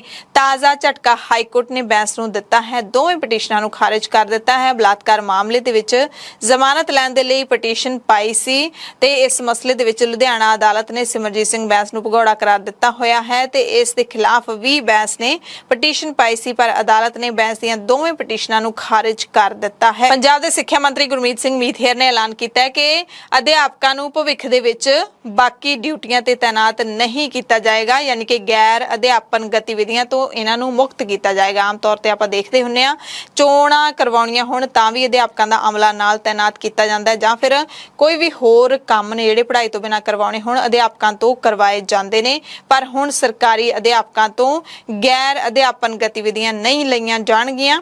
ਮੁੱਖ ਮੰਤਰੀ ਨੇ ਕਿਹਾ ਹੈ ਕਿ ਅਧਿਆਪਕ ਸਿਰਫ ਪੜ੍ਹਾਉਣ ਤੇ ਆਪਣਾ ਪੂਰਾ ਧਿਆਨ ਦੇਣ, ਪੂਰੀ ਤਵੱਜੋ ਦੇਣ, ਭਰੋਸਾ ਦਿਵਾਉਂਦੇ ਆ ਕਿ ਤੁਹਾਨੂੰ ਹੋਰ ਕੋਈ ਕੰਮ ਨਹੀਂ ਦਿੱਤਾ ਜਾਊਗਾ। ਉਧਰ ਪੰਜਾਬ ਦੇ ਟਰਾਂਸਪੋਰਟ ਮੰਤਰੀ ਲਾਲਜੀਤ ਸਿੰਘ ਭੁੱਲਰ ਦੀ ਇੱਕ ਵੀਡੀਓ ਸੋਸ਼ਲ ਮੀਡੀਆ ਤੇ ਕਾਫੀ ਵਾਇਰਲ ਹੋ ਰਹੀ ਹੈ, ਜਿਹਦੇ ਵਿੱਚ ਉਹ ਚੱਲਦੀ ਗੱਡੀ ਦੇ ਸਨਰੂਫ ਤੇ ਬੈਠੇ ਹੋਏ ਨਜ਼ਰ ਆ ਰਹੇ ਨੇ। ਨੈਸ਼ਨਲ ਹਾਈਵੇ ਤੇ ਗੱਡੀ ਬੜੀ ਤੇਜ਼ ਰਫ਼ਤਾਰ ਦੇ ਵਿੱਚ ਚੱਲ ਰਹੀ ਹੈ। ਸੁਰੱਖਿਆ ਕਰਮੀ ਇਸ ਵਕਤ ਜਾਨ ਤਲੀ ਤੇ ਰੱਖ ਕੇ ਆਪਣੀ ਕਾਰ ਦੇ ਵਿੱਚ ਬੈਠੇ ਹੋਏ ਦਿਖਾਈ ਦਿੰਦੇ ਨੇ, ਯਾਨੀ ਕਿ ਉਸੇ ਕਾਰ ਦੇ ਵਿੱਚ ਜਿੱਥੇ ਜਿਹੜੇ ਮੰਤਰੀ ਸਾਹਿਬ ਨੇ ਉਹ ਸਨਰੂਫ ਤੇ ਬੈਠੇ ਹੋਏ ਨੇ।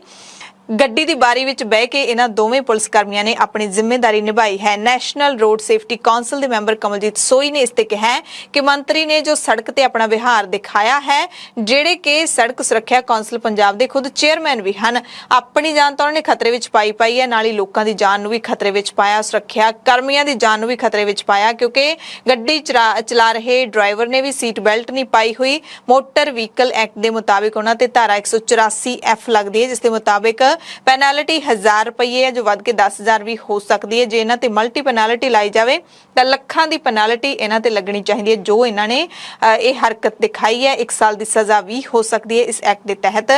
ਸੋਈ ਨੇ ਉਮੀਦ ਕੀਤੀ ਹੈ ਕਿ ਮੁੱਖ ਮੰਤਰੀ ਭਗਵੰਤ ਮਾਨ ਇਹਨਾਂ ਦੇ ਖਿਲਾਫ ਜ਼ਰੂਰ ਐਕਸ਼ਨ ਲੈਣਗੇ। ਉਹਨਾਂ ਨੇ ਭੁੱਲਰ ਨੂੰ ਇਸ ਜਿਹੜੀ ਸੁਰੱਖਿਆ ਕਾਉਂਸਲ ਹੈ, ਸੜਕ ਸੁਰੱਖਿਆ ਕਾਉਂਸਲ ਪੰਜਾਬ ਦੇ ਚੇਅਰਮੈਨ ਦੇ ਅਹੁਦੇ ਤੋਂ ਅਸਤੀਫਾ ਦੇਣ ਦੀ ਮੰਗ ਵੀ ਕੀਤੀ ਹੈ। ਇਸੇ ਮਸਲੇ ਤੇ ਮੰਤਰੀ ਲਾਲਜੀਤ ਸਿੰਘ ਭੁੱਲਰ ਨੇ ਸਫਾਈ ਦਿੱਤੀ ਹੈ, ਮਾਫੀ ਵੀ ਮੰਗੀ ਹੈ ਕਿ ਜਿਹੜੀ ਇਹ ਵੀਡੀਓ ਵਾਇਰਲ ਹੋਈ ਹੈ ਇਹ ਪੁਰਾਣੀ ਹੈ। ਹਾਲਾਂਕਿ 3 ਮਹੀਨੇ ਪਹਿਲਾਂ ਦੀ 2.5-3 ਮਹੀਨੇ ਪਹਿਲਾਂ ਦੀ ਕਹਿੰਦੇ ਵੀਡੀਓ ਹੈ, ਜਦੋਂ ਵੋਟਾਂ ਦੀ ਗਿਣਤੀ ਹੋਈ ਸੀ, ਉਦੋਂ ਅਸੀਂ ਜਿੱਤੇ ਸੀ, ਇਸ ਕਰਕੇ ਜਿੱਤ ਦੇ ਜਸ਼ਨ ਦੇ ਵਿੱਚ ਇਹ ਹੋ ਗਿਆ। ਪ੍ਰਸ਼ਾਸਨ ਕਹਿੰਦੇ ਸਾਨੂੰ ਘਰ ਤੱਕ ਛੱਡਣ ਆਇਆ ਸੀ, ਪਰ ਫਿਰ ਵੀ ਮੈਂ ਇਹਦੀ ਮਾਫੀ ਮੰਗਦਾ ਹਾਂ, ਹੋਇਆ ਤਾਂ ਗਲਤੀ ਹੈ। ਇਸ ਮਸਲੇ ਤੇ ਕਾਂਗਰਸ ਅਤੇ ਅਕਾਲੀ ਦਲ ਨੇ ਵੀ ਆਪਣੇ ਪ੍ਰਤੀਕਰਮ ਦਿੱਤੇ ਨੇ। ਸ਼੍ਰੋਮਣੀ ਅਕਾਲੀ ਦਲ ਦੇ ਬੁਲਾਰੇ ਡਾਕਟਰ ਦਲਜੀਤ ਸਿੰਘ ਚੀਮਾ ਕੀ ਕਹਿ ਰਹੇ ਨੇ, ਉਹ ਤੁਹਾਨੂੰ ਸੁਣਾਉਂਦੇ ਆ। ਮੰਤਰੀ ਸਾਹਿਬ ਦੀ ਹਵਾ 'ਚ ਉੱਡਦਿਆਂ ਦੀ ਜਿਹੜੀ ਵੀਡੀਓ ਦੇਖ ਕੇ ਬਹੁਤ ਸ਼ਰਮ ਮਹਿਸੂਸ ਹੋਈ। ਇਹ ਉਹ ਆਮ ਆਦਮੀ ਪਾਰਟੀ ਹੈ ਜਿਹੜੀ ਪੰਜਾਬ ਨੂੰ ਬਦਨਾਮ ਕਰਨ ਵਾਸਤੇ ਉੜਤਾ ਪੰਜਾਬ ਨਾਂ ਦੀਆਂ ਫਿਲਮਾਂ ਜਿਹੜੀਆਂ ਉਹਨੂੰ ਪ੍ਰਮੋਟ ਕਰਦੀ ਸੀ। ਅੱਜ ਖੁਦ ਇਸ ਸਰਕਾਰ ਦੇ ਮੰਤਰੀ ਜਿਹੜੇ ਆ ਉਹ ਕਾਰਾਂ ਦੀਆਂ ਛੱਤਾਂ ਦੇ ਉੱਤੇ ਚੜ੍ਹ ਕੇ ਔਰ ਗਾਣੇ ਕਿਹੜੇ ਲਾਉਂਦੇ ਪਏ ਆ, ਗੇੜੀ ਲਾਉਣ ਦਾ, ਮੰਤਰੀ ਜਿਤਾਉਣ ਦਾ, ਫੇਰ ਪੈਕ ਲਾਉਣ ਦਾ ਨਜ਼ਾਰਾ ਆਉਂਦਾ ਜੱਟ। ਮੈਂ ਸਮਝਦਾ ਕਿ ਜੇ ਮੰਤਰੀਆਂ ਦੀ ਇਹ ਹਾਲਤ, ਗਾਣਿਆਂ ਦੀ ਵੀ ਚੋਇਸ ਦੇਖ ਲਓ ਤੇ ਮੰਤਰੀ ਦੇ ਐਕਸ਼ਨ ਵੀ ਦੇਖ। ਕਾਂਗਰਸ ਐਮਐਲਏ ਸੁਖਪਾਲ ਸਿੰਘ ਖਹਿਰਾ ਨੇ ਵੀ ਤੰਜ ਕੱਸਿਆ ਹੈ। ਕਹਿੰਦੇ ਹਾਲਾਂਕਿ 3 ਮਹੀਨੇ ਪਹਿਲਾਂ ਦੀ ਵੀਡੀਓ ਹੈ, ਪਰ ਉਦੋਂ ਦੀ ਤਾਂ ਹੈ ਨਾ ਵੀਡੀਓ ਜਦੋਂ ਇਹ ਜਿੱਤ ਗਏ ਸੀ। ਅਰਵਿੰਦ ਕੇਜਰੀਵਾਲ ਅਤੇ ਭਗਵੰਤ ਸਿੰਘ ਮਾਨ ਤੋਂ ਮੈਂ ਪੁੱਛਣਾ ਚਾਹੁੰਦਾ ਕਿ ਕੀ ਇਹੀ ਆਮ ਆਦਮੀ ਪਾਰਟੀ ਹੈ, ਕੀ ਇਹ ਤੁਹਾਡੇ ਕੈਂਡੀਡੇਟ ਨੇ, ਕੀ ਇਹ ਤੁਹਾਡੇ ਮੰਤਰੀ ਨੇ, ਕੀ ਤੁਹਾਡਾ ਇਹੀ ਤਰੀਕਾ ਹੈ ਪੰਜਾਬ ਦੇ ਵਿੱਚੋਂ ਵੀਆਈਪੀ ਕਲਚਰ ਖਤਮ ਕਰਨ ਦਾ? ਕੀ ਆਮ ਆਦਮੀ ਪਾਰਟੀ ਕਹਾਉਣ ਵਾਲੀ ਪਾਰਟੀ ਨੂੰ ਇਸ ਤਰ੍ਹਾਂ ਦਾ ਵਿਹਾਰ ਕਰਨਾ ਚਾਹੀਦਾ ਹੈ? ਉਹਨਾਂ ਨੇ ਕਿਹਾ ਕਿ ਇਹ ਐਕਟ ਦੀ ਉਲੰਘਣਾ ਹੈ, ਸੜਕੀ ਸੁਰੱਖਿਆ ਐਕਟ ਦੀ ਉਲੰਘਣਾ। ਪੰਜਾਬ ਦੇ ਵਿੱਚ ਲੁੱਟ ਖੋਹ ਤੇ ਕਤਲ ਦੀਆਂ ਵਾਰਦਾਤਾਂ ਲਗਾਤਾਰ ਵਾਪਰ ਰਹੀਆਂ ਨੇ। ਚੰਡੀਗੜ੍ਹ ਅੰਬਾਲਾ ਹਾਈਵੇ ਤੇ ਦਿਨ ਦਿਹਾੜੇ ਪ੍ਰਾਪਰਟੀ ਡੀਲਰ ਦੇ ਦਫ਼ਤਰ ਚੋਂ 4 ਲੁਟੇਰੇ 1 ਕਰੋੜ ਰੁਪਏ ਤੋਂ ਵੱਧ ਨਗਦੀ ਲੁੱਟ ਕੇ ਫਰਾਰ ਹੋ ਗਏ। ਲੁੱਟ ਤੋਂ ਬਾਅਦ ਪ੍ਰਾਪਰਟੀ ਡੀਲਰ ਹਰਜੀਤ ਨਾਗਪਾਲ ਨੇ ਰੌਲਾ ਪਾਇਆ, ਜਿਸ ਦੀ ਆਵਾਜ਼ ਸੁਣ ਕੇ ਦਫ਼ਤਰ ਦੇ ਬਾਹਰ ਫਲਾਂ ਦੀ ਰੇਹੜੀ ਲਾ ਰਹੇ 3 ਜਣੇ ਲੁਟੇਰਿਆਂ ਦੇ ਪਿੱਛੇ ਭੱਜੇ ਤੇ ਨਗਦੀ ਲਿਜਾ ਰਹੇ ਲੁਟੇਰਿਆਂ ਨੇ ਪਿੱਛੇ ਮੂੰਹ ਕਰਕੇ ਪਿੱਛੇ ਨੂੰ ਜਦੋਂ ਗੋਲੀਆਂ ਚਲਾਈਆਂ ਤਾਂ 37 ਸਾਲ ਦੇ ਮੁਹੰਮਦ ਸਾਬਰ ਗੁਲਾਬਗੜ੍ਹ ਦਾ ਰਹਿਣ ਵਾਲਾ ਸੀ, ਉਹਦੇ ਸਿਰ ਦੇ ਵਿੱਚ ਇੱਕ ਗੋਲੀ ਵੱਜੀ। ਇਸ ਤੋਂ ਬਾਅਦ ਲੁਟੇਰੇ ਫਰਾਰ ਹੋ ਗਏ। 2 ਵੱਖ-ਵੱਖ ਮੋਟਰਸਾਈਕਲਾਂ ਤੇ 2 ਵੱਖ-ਵੱਖ ਪਾਸਿਆਂ ਦੇ ਵੱਲੋਂ ਭੱਜ ਗਏ। ਨਗਦੀ ਲਿਜਾ ਰਹੇ 2 ਲੁਟੇਰਿਆਂ ਚੋਂ ਇੱਕ ਨੇ 2 ਫਾਇਰ ਕੀਤੇ, ਜਦਕਿ ਦੂਸਰੇ 2 ਲੁਟੇਰੇ ਗੋਵਿੰਦਾ ਨਾਂ ਦੇ 24 ਸਾਲਾ ਨੌਜਵਾਨ ਦਾ ਮੋਟਰਸਾਈਕਲ ਖੋਹ ਕੇ ਵੀ ਫਰਾਰ ਹੋ ਗਏ। ਸੋ ਦਿਨ ਦਿਹਾੜੇ ਜਿਹੀਆਂ ਵਾਰਦਾਤਾਂ ਵਾਪਰ ਰਹੀਆਂ ਨੇ।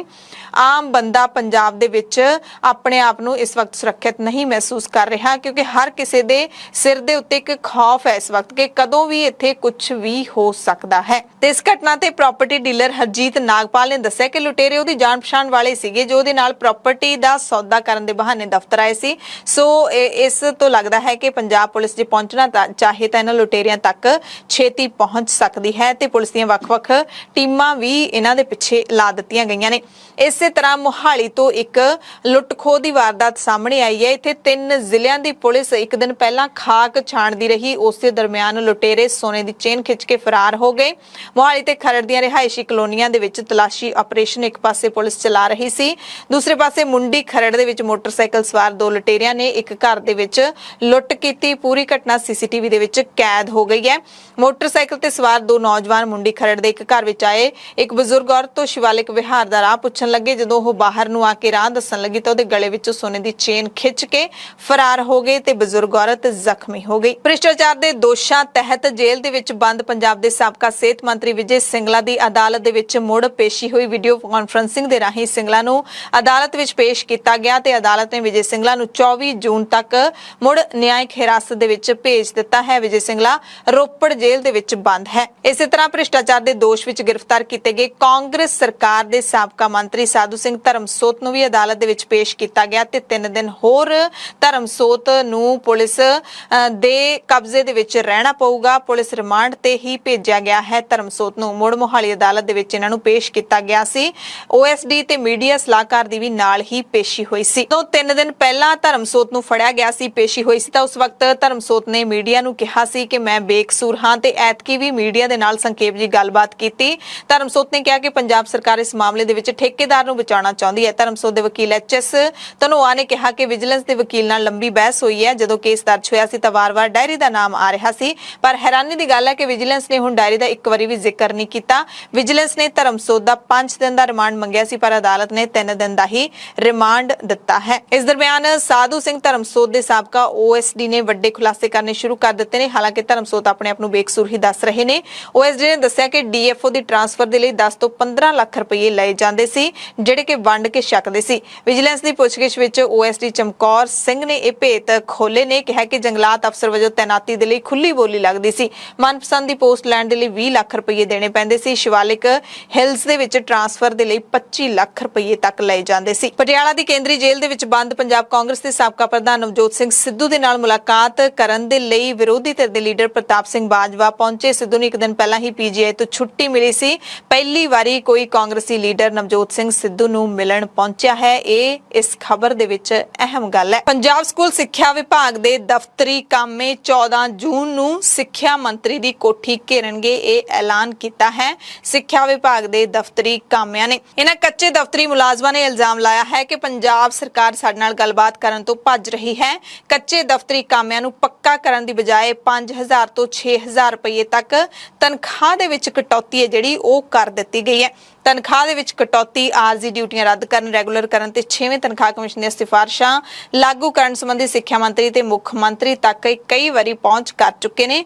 ਪਰ ਕਹਿੰਦੇ ਸਾਨੂੰ ਮੁੱਖ ਮੰਤਰੀ ਤੱਕ ਕੀ, ਸਾਨੂੰ ਸਿੱਖਿਆ ਮੰਤਰੀ ਵੀ ਕੋਈ ਰਿਸਪੌਂਸ ਹੈ ਜਿਹੜਾ ਉਹ ਚੰਗਾ ਨਹੀਂ ਦੇ ਰਹੇ। ਮੀਟਿੰਗਾਂ ਕਰਨ ਤੋਂ ਵੀ ਭੱਜ ਰਹੇ ਨੇ। ਇਸ ਕਰਕੇ ਸਾਡੇ ਕੋਲ ਸੰਘਰਸ਼ ਤੋਂ ਬਿਨਾਂ ਕੋਈ ਰਾਹ ਨਹੀਂ ਬਚਿਆ। 14 ਜੂਨ ਨੂੰ ਸਿੱਖਿਆ ਮੰਤਰੀ ਦੀ ਬਰਨਾਲਾ ਰਿਹਾਇਸ਼ ਵੱਲ ਮਾਰਚ ਕਰਨ ਦਾ ਇਹਨਾਂ ਨੇ ਐਲਾਨ ਕੀਤਾ ਹੈ। ਕੈਨੇਡਾ ਤੋਂ ਵੱਡੀ ਖਬਰ ਹੈ, ਜਿੱਥੇ ਓਨਟਾਰੀਓ ਸੂਬੇ ਦੇ ਵਿੱਚ 11 ਜੂਨ ਤੋਂ ਯਾਨੀ ਕਿ ਸ਼ਨੀਚਰਵਾਰ ਤੋਂ ਮਾਸਕ ਲਾਉਣ ਦਾ ਨਿਯਮ ਖਤਮ ਕਰ ਦਿੱਤਾ ਜਾਊਗਾ। ਹਰ ਨਿਯਮ ਮਾਸਕ ਨੂੰ ਲੈ ਕੇ ਉਹ ਖਤਮ ਕੀਤਾ ਜਾਊਗਾ। ਯਾਨੀ ਕਿ ਪੂਰੇ ਓਨਟਾਰੀਓ ਦੇ ਵਿੱਚ ਕਿਤੇ ਵੀ ਤੁਸੀਂ ਜਾਣਾ ਹੋਵੇ, ਜਨਤਕ ਥਾਵਾਂ ਤੇ ਕਿਤੇ ਵੀ ਜਾਣਾ ਹੋਵੇ, ਉੱਥੇ ਤੁਸੀਂ ਤੁਹਾਡੇ ਤੇ ਕੋਈ ਮਾਸਕ ਥੋਪਿਆ ਨਹੀਂ ਜਾ ਸਕਦਾ।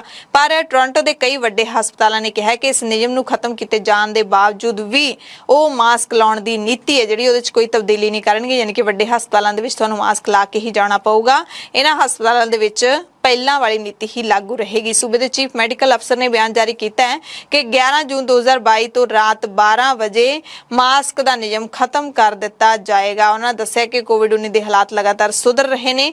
ਵੈਕਸੀਨੇਸ਼ਨ ਦੀ ਚੰਗੀ ਦਰ ਹੋਣ ਕਾਰਨ ਮਾਸਕ ਲਾਉਣ ਦੀ ਲੋੜ ਮਹਿਸੂਸ ਨਹੀਂ ਕੀਤੀ ਜਾ ਰਹੀ। ਸ਼੍ਰੋਮਣੀ ਅਕਾਲੀ ਦਲ ਦਿੱਲੀ ਦੇ ਪ੍ਰਧਾਨ ਪਰਮਜੀਤ ਸਿੰਘ ਸਰਨਾ ਨੇ ਪ੍ਰਧਾਨ ਮੰਤਰੀ ਨਰਿੰਦਰ ਮੋਦੀ ਨੂੰ ਅਪੀਲ ਕੀਤੀ ਹੈ ਕਿ ਸਿੱਖ ਕੈਦੀਆਂ ਦੀ ਰਿਹਾਈ ਦੇ ਲਈ ਜਿਹੜੀ 11 ਮੈਂਬਰੀ ਕਮੇਟੀ ਨੇ ਮੁਲਾਕਾਤ ਦੀ ਅਪੀਲ ਕੀਤੀ ਹੈ, ਉਸ ਅਪੀਲ ਨੂੰ ਸਵੀਕਾਰ ਕੀਤਾ ਜਾਵੇ। ਸਰਨਾ ਨੇ ਕਿਹਾ ਕਿ ਸ਼੍ਰੋਮਣੀ ਗੁਰਦੁਆਰਾ ਪ੍ਰਬੰਧਕ ਕਮੇਟੀ ਬਹੁਤ ਹੀ ਘੱਟ ਮਾਮਲਿਆਂ ਦੇ ਵਿੱਚ ਕੇਂਦਰ ਨੂੰ ਚਿੱਠੀ ਲਿਖਦੀ ਹੈ ਤੇ ਇਸ ਮਾਮਲੇ ਦੇ ਵਿੱਚ ਕੇਂਦਰ ਨੂੰ ਚਿੱਠੀ ਲਿਖੀ ਗਈ ਹੈ, ਪਰ ਕੇਂਦਰ ਨੇ 15-16 ਦਿਨ ਬੀਤ ਜਾਣ ਤੇ ਵੀ ਉਹਨਾਂ ਦੀ ਚਿੱਠੀ ਦਾ ਜਵਾਬ ਨਹੀਂ ਦਿੱਤਾ। ਉਹਨਾਂ ਨੇ ਕਿਹਾ ਕਿ ਬਹੁਤ ਹੀ ਸੰਵੇਦਨਸ਼ੀਲ ਮੁੱਦਾ ਹੈ ਬੰਦੀ ਸਿੱਖ ਕੈਦੀਆਂ ਦੀ ਰਿਹਾਈ ਦਾ, ਕਿਉਂਕਿ ਇਹ ਬੰਦੀ ਸਿੱਖ ਉਹ ਕੈਦੀ ਨੇ ਜਿਹੜੇ ਕਿ ਆਪਣੀਆਂ ਸਜ਼ਾਵਾਂ ਪੂਰੀਆਂ ਕਰ ਚੁੱਕੇ ਨੇ। ਉਹਨਾਂ ਦੀ ਰਿਹਾਈ ਦੀ ਅਸੀਂ ਮੰਗ ਕਰ ਰਹੇ ਹਾਂ। ਇਹਦੇ ਵਿੱਚ ਕੁਝ ਵੀ ਗਲਤ ਨਹੀਂ ਹੈ। ਇਹ ਕੌਮੀ ਅਤੇ ਕੌਮਾਂਤਰੀ ਪੱਧਰ ਤੇ ਮਨੁੱਖੀ ਅਧਿਕਾਰਾਂ ਦਾ ਮਸਲਾ ਹੈ। ਨੈਣੀਤਾਲ ਤੋਂ ਖਬਰ ਹੈ, ਜਿੱਥੇ ਕਾਰ ਖੱਡ ਵਿੱਚ ਡਿੱਗਣ ਕਾਰਨ 5 ਜਣਿਆਂ ਦੀ ਮੌਤ ਹੋ ਗਈ, 1 ਜ਼ਖਮੀ ਹੋ ਗਿਆ। Senior police superintendent Pankaj Bhatt ਨੇ ਦੱਸਿਆ ਕਿ ਘਟਨਾ ਵੀਰਵਾਰ ਰਾਤ ਨੂੰ ਓਖਲਕੰਡਾ ਇਲਾਕੇ ਵਿੱਚ ਵਾਪਰੀ, ਜਦੋਂ ਕਾਰ ਹਲਦਵਾਨੀ ਤੋਂ ਗੁਰਦੁਆਰਾ ਰੀਠਾ ਸਾਹਿਬ ਜਾ ਰਹੀ ਸੀ। SSP ਨੇ ਦੱਸਿਆ ਕਿ 5 ਯਾਤਰੀਆਂ ਦੀ ਮੌਕੇ ਤੇ ਹੀ ਮੌਤ ਹੋ ਗਈ। ਡਰਾਈਵਰ ਨੂੰ ਜ਼ਖਮੀ ਹਾਲਤ ਵਿੱਚ ਹਸਪਤਾਲ ਲਿਜਾਇਆ ਗਿਆ। ਭਾਰਤੀ ਕਿਸਾਨ ਯੂਨੀਅਨ ਉਗਰਾਹਾਂ ਦੀ ਅਗਵਾਈ ਦੇ ਵਿੱਚ ਜਿਹੜੀ ਪੰਜਾਬ ਦੇ ਵਿੱਚ ਪਾਣੀ ਬਚਾਓ ਵਾਤਾਵਰਣ ਬਚਾਓ ਮੁਹਿੰਮ ਸ਼ੁਰੂ ਕੀਤੀ ਗਈ ਸੀ, ਉਹ ਸਮਾਪਤ ਹੋ ਗਈ ਹੈ। ਜਿਹੜੇ ਪਿੰਡਾਂ ਦੇ ਵਿੱਚ 5 ਦਿਨਾਂ ਦੇ ਲਈ ਇਹ ਜਿਹੜੀ ਜਾਗਰਤੀ ਮੁਹਿੰਮ ਚਲਾਈ ਗਈ ਸੀ ਤੇ ਬਹੁਤ ਸਾਰੇ ਜ਼ਿਲ੍ਹਿਆਂ ਦੇ ਵਿੱਚ ਇਹ ਮੁਹਿੰਮ ਚੱਲੀ ਸੀ। 6 ਜੂਨ ਤੋਂ 10 ਜੂਨ ਤੱਕ ਪੰਜਾਬ ਦੇ ਕਰੀਬ 16 ਤੋਂ 18 ਜ਼ਿਲ੍ਹਿਆਂ ਦੇ ਵਿੱਚ ਮੁਹਿੰਮ ਚੱਲੀ ਸੀ। ਪੰਜਾਬ ਦੇ ਦਰਿਆਵਾਂ ਦੇ ਵਿੱਚ ਸੁੱਟੇ ਜਾ ਰਹੇ ਸੀਵਰੇਜ ਦੇ ਗੰਦ, ਸਨਅਤਾਂ ਦਾ ਤੇਜ਼ਾਬੀ ਗੰਦਾ ਪਾਣੀ, ਪੰਜਾਬ ਦੇ ਪਾਣੀਆਂ ਤੇ ਕਾਰਪੋਰੇਟ ਘਰਾਣਿਆਂ ਦੇ ਕਬਜ਼ੇ ਕਰਵਾਉਣ ਲਈ ਜਿਹੜੇ ਮਨਸੂਬੇ ਹੋ ਰਹੇ ਨੇ ਉਸ ਨੂੰ ਰੋਕਣ ਦੇ ਲਈ ਉਗਰਾਹਾਂ ਜਥੇਬੰਦੀ ਦੇ ਵੱਲੋਂ ਇਹ ਮੁਹਿੰਮ ਸ਼ੁਰੂ ਕੀਤੀ ਗਈ ਸੀ। ਮੇਨ ਮੰਗ ਤਾਂ ਜ਼ਿਆਦੇ ਤਾਂ ਪਾਣੀ ਵਾਲੀ, ਦੂਜਾ ਹੈਗਾ ਵੀ ਜਿਹੜਾ ਕਹਿੰਦੇ ਨੇ ਧਰਤੀ ਹੇਠਲਾ ਪਾਣੀ ਹੈ ਉਹ ਕਿਸਾਨਾਂ ਨੇ ਮੁਕਾਤਾ, ਦੋਸ਼ੀ ਠਹਿਰਾਉਂਦੇ ਨੇਗੇ। ਅਸੀਂ ਕਹਿੰਦੇ ਵੀ ਸਾਨੂੰ ਬਦਲਵਾਂ ਪ੍ਰਬੰਧ ਦਿੱਤਾ ਜਾਵੇ। ਇੱਥੇ ਸਾਨੂੰ ਕੀ ਜੀ ਨਹੀਂ ਕਰਦਾ ਵੀ ਅਸੀਂ ਜੀਰ ਵੀ ਲਾਉਣੀ ਹੈ, ਝੋਨਾ ਹੀ ਲਾਉਣਾ ਹੈਗਾ, ਅਸੀਂ ਝੋਨਾ ਲਾਉਣਾ ਵੀ ਬੰਦ ਕਰ ਦਾਂਗੇ। ਸਾਨੂੰ ਬਦਲਵੇਂ ਪ੍ਰਬੰਧ ਕਰਨ, ਨਵੀਆਂ ਫਸਲਾਂ ਨੇ, ਨਵੀਆਂ ਫਸਲਾਂ ਦੇ ਹਿਸਾਬ ਦੇ ਮੁਤਾਬਕ ਉਹਦੇ ਪੂਰੇ ਮੁਨਾਫੇ ਵਾਲੇ ਸਾਨੂੰ ਰੇਟ ਦਿੱਤੇ ਜਾਣ, ਫਿਰ ਅਸੀਂ ਹੋਰ ਪ੍ਰਬੰਧਾਂ ਦੇ ਵਿੱਚ ਪੈ ਸਕਦੇ ਹਾਂ। ਤੇ ਨਹੀਂ, ਸਾਡੇ ਕੋਲੇ ਹੋਰ ਤਾਂ ਕੁਛ ਹੀ ਨਹੀਂਗਾ, ਇਹ ਝੋਨਾ ਤੇ ਕਣਕ ਦੇ ਉੱਤੇ ਖਰੀਦ ਹੈ। ਮਾਨਸਾ ਤੋਂ ਖਬਰ ਹੈ ਜਿੱਥੇ ਆਸ਼ਾ ਵਰਕਰਾਂ ਨੂੰ ਮਿਲਣ ਵਾਲੇ 2500 ਰੁਪਏ ਪ੍ਰਤੀ ਮਹੀਨਾ ਮਾਣ ਭੱਤੇ ਤੇ ਲਾਈਆਂ ਸ਼ਰਤਾਂ ਹਟਾਉਣ ਤੇ ਕਰੋਨਾ ਭੱਤਾ ਬਹਾਲ ਕਰਨ ਵਰਗੀਆਂ ਮੰਗਾਂ ਨੂੰ ਲੈ ਕੇ ਆਸ਼ਾ ਵਰਕਰਾਂ ਤੇ ਫੈਸਿਲੀਟੇਟਰ ਯੂਨੀਅਨ ਵੱਲੋਂ ਮਾਨਸਾ ਦੇ ਡੀਸੀ ਦਫ਼ਤਰ ਦੇ ਬਾਹਰ ਧਰਨਾ ਲਾ ਕੇ ਰੋਸ ਮੁਜ਼ਾਹਰਾ ਕੀਤਾ ਗਿਆ। ਬੁਲਾਰਿਆਂ ਨੇ ਕਿਹਾ ਕਿ ਜੇ ਸਾਡੀਆਂ ਮੰਗਾਂ ਨਾ ਮੰਨੀਆਂ ਗਈਆਂ ਤਾਂ ਜ਼ਿਮਨੀ ਚੋਣ, ਸੰਗਰੂਰ ਜ਼ਿਮਨੀ ਚੋਣ ਦੇ ਵਿੱਚ ਸਰਕਾਰ ਦਾ ਵਿਰੋਧ ਕਰਾਂਗੇ।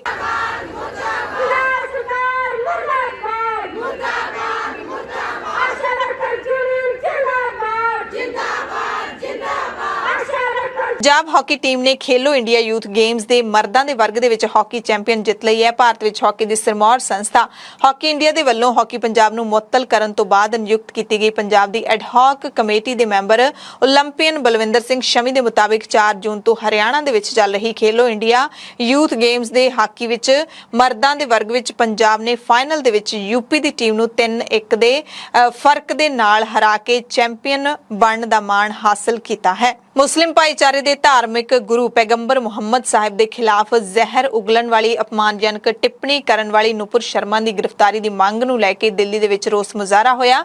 ਦਿੱਲੀ ਦੀ ਜਾਮਾ ਮਸਜਿਦ ਦੇ ਵਿੱਚ ਨਮਾਜ਼ ਤੋਂ ਬਾਅਦ ਸੈਂਕੜੇ ਲੋਕਾਂ ਦੀ ਭੀੜ ਮਸਜਿਦ ਮੂਹਰੇ ਇਕੱਠੀ ਹੋ ਗਈ ਤੇ ਬੀਜੇਪੀ ਦੀ ਸਸਪੈਂਡਡ ਲੀਡਰ ਨੂਪੁਰ ਸ਼ਰਮਾ ਨੂੰ ਗ੍ਰਿਫਤਾਰ ਕਰਨ ਦੀ ਮੰਗ ਨੂੰ ਲੈ ਕੇ ਰੋਸ ਮੁਜ਼ਾਹਰਾ ਕੀਤਾ ਗਿਆ। ਹਾਲ ਹੀ ਵਿੱਚ ਨੂਪੁਰ ਸ਼ਰਮਾ ਨੇ ਟੀਵੀ ਦੇ ਉੱਤੇ ਇਹ ਟਿੱਪਣੀ ਕੀਤੀ ਸੀ, ਜਿਸ ਤੋਂ ਬਾਅਦ ਸਿਰਫ ਦਿੱਲੀ ਹੀ ਨਹੀਂ, ਪੂਰਾ ਭਾਰਤ ਹੀ ਨਹੀਂ, ਪੂਰੀ ਦੁਨੀਆ ਦੇ ਵਿੱਚ ਨੂਪੁਰ ਸ਼ਰਮਾ ਦੇ ਖਿਲਾਫ ਹੀ ਨਹੀਂ, ਭਾਰਤ ਦੀ ਸਰਕਾਰ ਤੇ ਭਾਰਤੀਆਂ ਦੇ ਖਿਲਾਫ ਵੀ ਰੋਸ ਮੁਜ਼ਾਹਰੇ ਹੋ ਰਹੇ ਨੇ। ਵੱਡੀ ਗਿਣਤੀ ਵਿੱਚ ਇੱਥੇ ਦਿੱਲੀ ਦੇ ਵਿੱਚ ਪ੍ਰਦਰਸ਼ਨਕਾਰੀ ਮਸਜਿਦ ਦੀਆਂ ਪੌੜੀਆਂ ਤੇ ਚੜੇ ਹੋਏ ਸੀ, ਜਿਨ੍ਹਾਂ ਨੇ ਹੱਥਾਂ ਦੇ ਵਿੱਚ ਬੈਨਰ ਫੜੇ ਹੋਏ ਸੀ ਤੇ ਨੂਪੁਰ ਸ਼ਰਮਾ ਦੇ ਖਿਲਾਫ ਨਾਅਰੇਬਾਜ਼ੀ ਕਰ ਰਹੇ ਸੀ। ਪੁਲਿਸ ਨੇ ਦੱਸਿਆ ਕਿ ਕੁਝ ਪ੍ਰਦਰਸ਼ਨਕਾਰੀ ਥੋੜੀ ਦੇਰ ਬਾਅਦ ਹੀ ਚਲੇ ਗਏ, ਜਦਕਿ ਬਾਕੀਆਂ ਨੇ ਰੋਸ ਮੁਜ਼ਾਹਰਾ ਲਗਾਤਾਰ ਜਾਰੀ ਰੱਖਿਆ। ਤੇ ਇਹ ਵੀ ਖਬਰ ਮਿਲ ਰਹੀ ਹੈ ਕਿ ਇਹ ਵਿਰੋਧ ਹੈ ਜਿਹੜਾ ਉਹ ਸਿਰਫ ਦਿੱਲੀ ਹੀ ਨਹੀਂ, ਦਿੱਲੀ ਦੇ ਨਾਲ-ਨਾਲ ਉੱਤਰ ਪ੍ਰਦੇਸ਼, ਝਾਰਖੰਡ, ਮਹਾਰਾਸ਼ਟਰ ਤੇ ਕਲਕੱਤਾ ਸਮੇਤ ਕਈ ਸੂਬਿਆਂ ਦੇ ਵਿੱਚ ਹੋਏ ਨੇ। ਨੂਪੁਰ ਸ਼ਰਮਾ ਦੀ ਗ੍ਰਿਫਤਾਰੀ ਦੀ ਮੰਗ ਨੂੰ ਲੈ ਕੇ ਹੀ ਇਹ ਰੋਸ ਮੁਜ਼ਾਹਰੇ ਕੀਤੇ ਗਏ ਨੇ ਤੇ ਪੈਗੰਬਰ ਮੁਹੰਮਦ ਸਾਹਿਬ ਦੇ ਖਿਲਾਫ ਇਤਰਾਜ਼ਯੋਗ ਟਿੱਪਣੀ ਨੂੰ ਲੈ ਕੇ ਕੱਲੇ ਦਿੱਲੀ ਹੀ ਨਹੀਂ, ਬੰਗਲਾਦੇਸ਼ ਦੇ ਕਈ ਸ਼ਹਿਰਾਂ ਦੇ ਵਿੱਚ ਵੀ ਪ੍ਰਦਰਸ਼ਨ ਹੋਏ ਨੇ। ਜੁਮੇ ਦੀ ਨਮਾਜ਼ ਤੋਂ ਬਾਅਦ ਇਹ ਸਾਰੇ ਪ੍ਰਦਰਸ਼ਨ ਕੀਤੇ ਗਏ ਨੇ। ਬੰਗਲਾਦੇਸ਼ ਦੀ ਰਾਜਧਾਨੀ ਢਾਕਾ ਸਮੇਤ ਦੇਸ਼ ਦੇ ਕਈ ਜ਼ਿਲ੍ਹਿਆਂ ਦੇ ਵਿੱਚ ਇਹ ਪ੍ਰਦਰਸ਼ਨ ਕੀਤੇ ਗਏ। ਇਹਨਾਂ ਪ੍ਰਦਰਸ਼ਨਾਂ ਦੇ ਵਿੱਚ ਵੀ ਨੂਪੁਰ ਸ਼ਰਮਾ ਦੀ ਗ੍ਰਿਫਤਾਰੀ ਦੀ ਮੰਗ ਕੀਤੀ ਗਈ ਹੈ। ਇਹਨਾਂ ਵਿਰੋਧ ਪ੍ਰਦਰਸ਼ਨਾਂ ਦੇ ਮੱਦੇਨਜ਼ਰ ਬੀਜੇਪੀ ਦੇ ਲੀਡਰ ਤੇ ਸਾਬਕਾ ਸੰਸਦ ਸੁਬਰਾਮਨੀਅਮ ਸਵਾਮੀ ਨੇ ਕਿਹਾ ਕਿ ਅੱਜ ਬਾਕੀ ਸਾਰਾ ਭਾਰਤ ਕਸ਼ਮੀਰ ਵਾਂਗੂ ਦਿਖ ਰਿਹਾ ਹੈ। ਉਹਨਾਂ ਟਵੀਟ ਕੀਤਾ ਹੈ, ਕਹਿੰਦੇ ਅਸੀਂ ਚਾਹੁੰਦੇ ਸੀ ਕਿ ਕਸ਼ਮੀਰ ਬਾਕੀ ਭਾਰਤ ਵਰਗਾ ਦਿਖੇ, ਪਰ ਅੱਜ ਹਾਲਾਤ ਇਹ ਨੇ ਕਿ ਬਾਕੀ ਸਾਰਾ ਭਾਰਤ ਕਸ਼ਮੀਰ ਵਰਗਾ ਦਿਖਾਈ ਦੇ ਰਿਹਾ ਹੈ।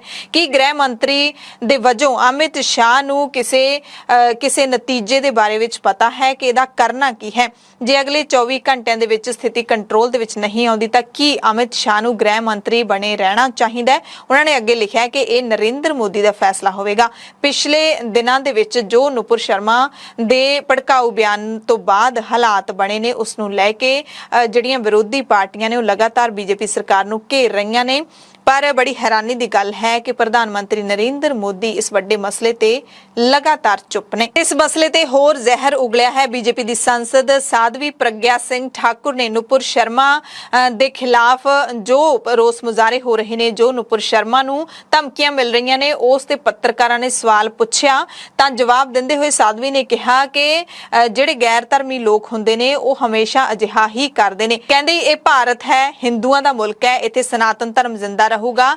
ਇਹ ਰੱਖਣਾ ਸਾਡੀ ਜ਼ਿੰਮੇਵਾਰੀ ਹੈ, ਇੱਥੇ ਸਨਾਤਨ ਨੂੰ ਜਿਉਂਦਾ ਰੱਖਣਾ ਸਾਡੀ ਜ਼ਿੰਮੇਵਾਰੀ ਹੈ ਤੇ ਅਸੀਂ ਇਸ ਨੂੰ ਜਿਉਂਦਾ ਰੱਖਾਂਗੇ। ਸਾਡੇ ਦੇਵੀ ਦੇਵਤਿਆਂ ਤੇ ਇਹ ਲੋਕ ਫਿਲਮਾਂ ਬਣਾਉਂਦੇ ਨੇ, ਗਾਲਾਂ ਕੱਢਦੇ ਨੇ ਤੇ ਉਹ ਵੀ ਅੱਜ ਨਹੀਂ ਬਹੁਤ ਸਾਰੇ ਸਾਲਾਂ ਤੋਂ, ਤੇ ਸਾਨੂੰ ਵੀ ਦੁੱਖ ਲੱਗਦਾ ਹੈ। ਤੇ ਇਸ ਤੋਂ ਇੱਕ ਦਿਨ ਪਹਿਲਾਂ, ਇਸ ਬਿਆਨ ਤੋਂ ਇੱਕ ਦਿਨ ਪਹਿਲਾਂ ਵੀ ਸਾਧਵੀ ਪ੍ਰਗਿਆ ਠਾਕੁਰ ਨੇ ਬਿਨਾਂ ਕਿਸੇ ਦਾ ਨਾਮ ਲਏ ਇਹ ਟਵੀਟ ਕੀਤਾ ਸੀ, ਸੱਚ ਕਹਿਣਾ ਜੇ ਬਗਾਵਤ ਹੈ ਤਾਂ ਸਮਝੋ ਅਸੀਂ ਵੀ ਬਾਗੀ ਹਾਂ। ਜੈ ਸਨਾਤਨ, ਜੈ ਹਿੰਦੁਤਵ। ਖਬਰਾਂ ਦੇ ਇਸ ਖਾਸ ਬੁਲੇਟਿਨ ਦੇ ਵਿੱਚ ਤੁਹਾਡੇ ਸਭ ਤੋਂ ਇਜਾਜ਼ਤ ਚਾਹੁੰਦੇ ਹਾਂ। ਧੰਨਵਾਦ।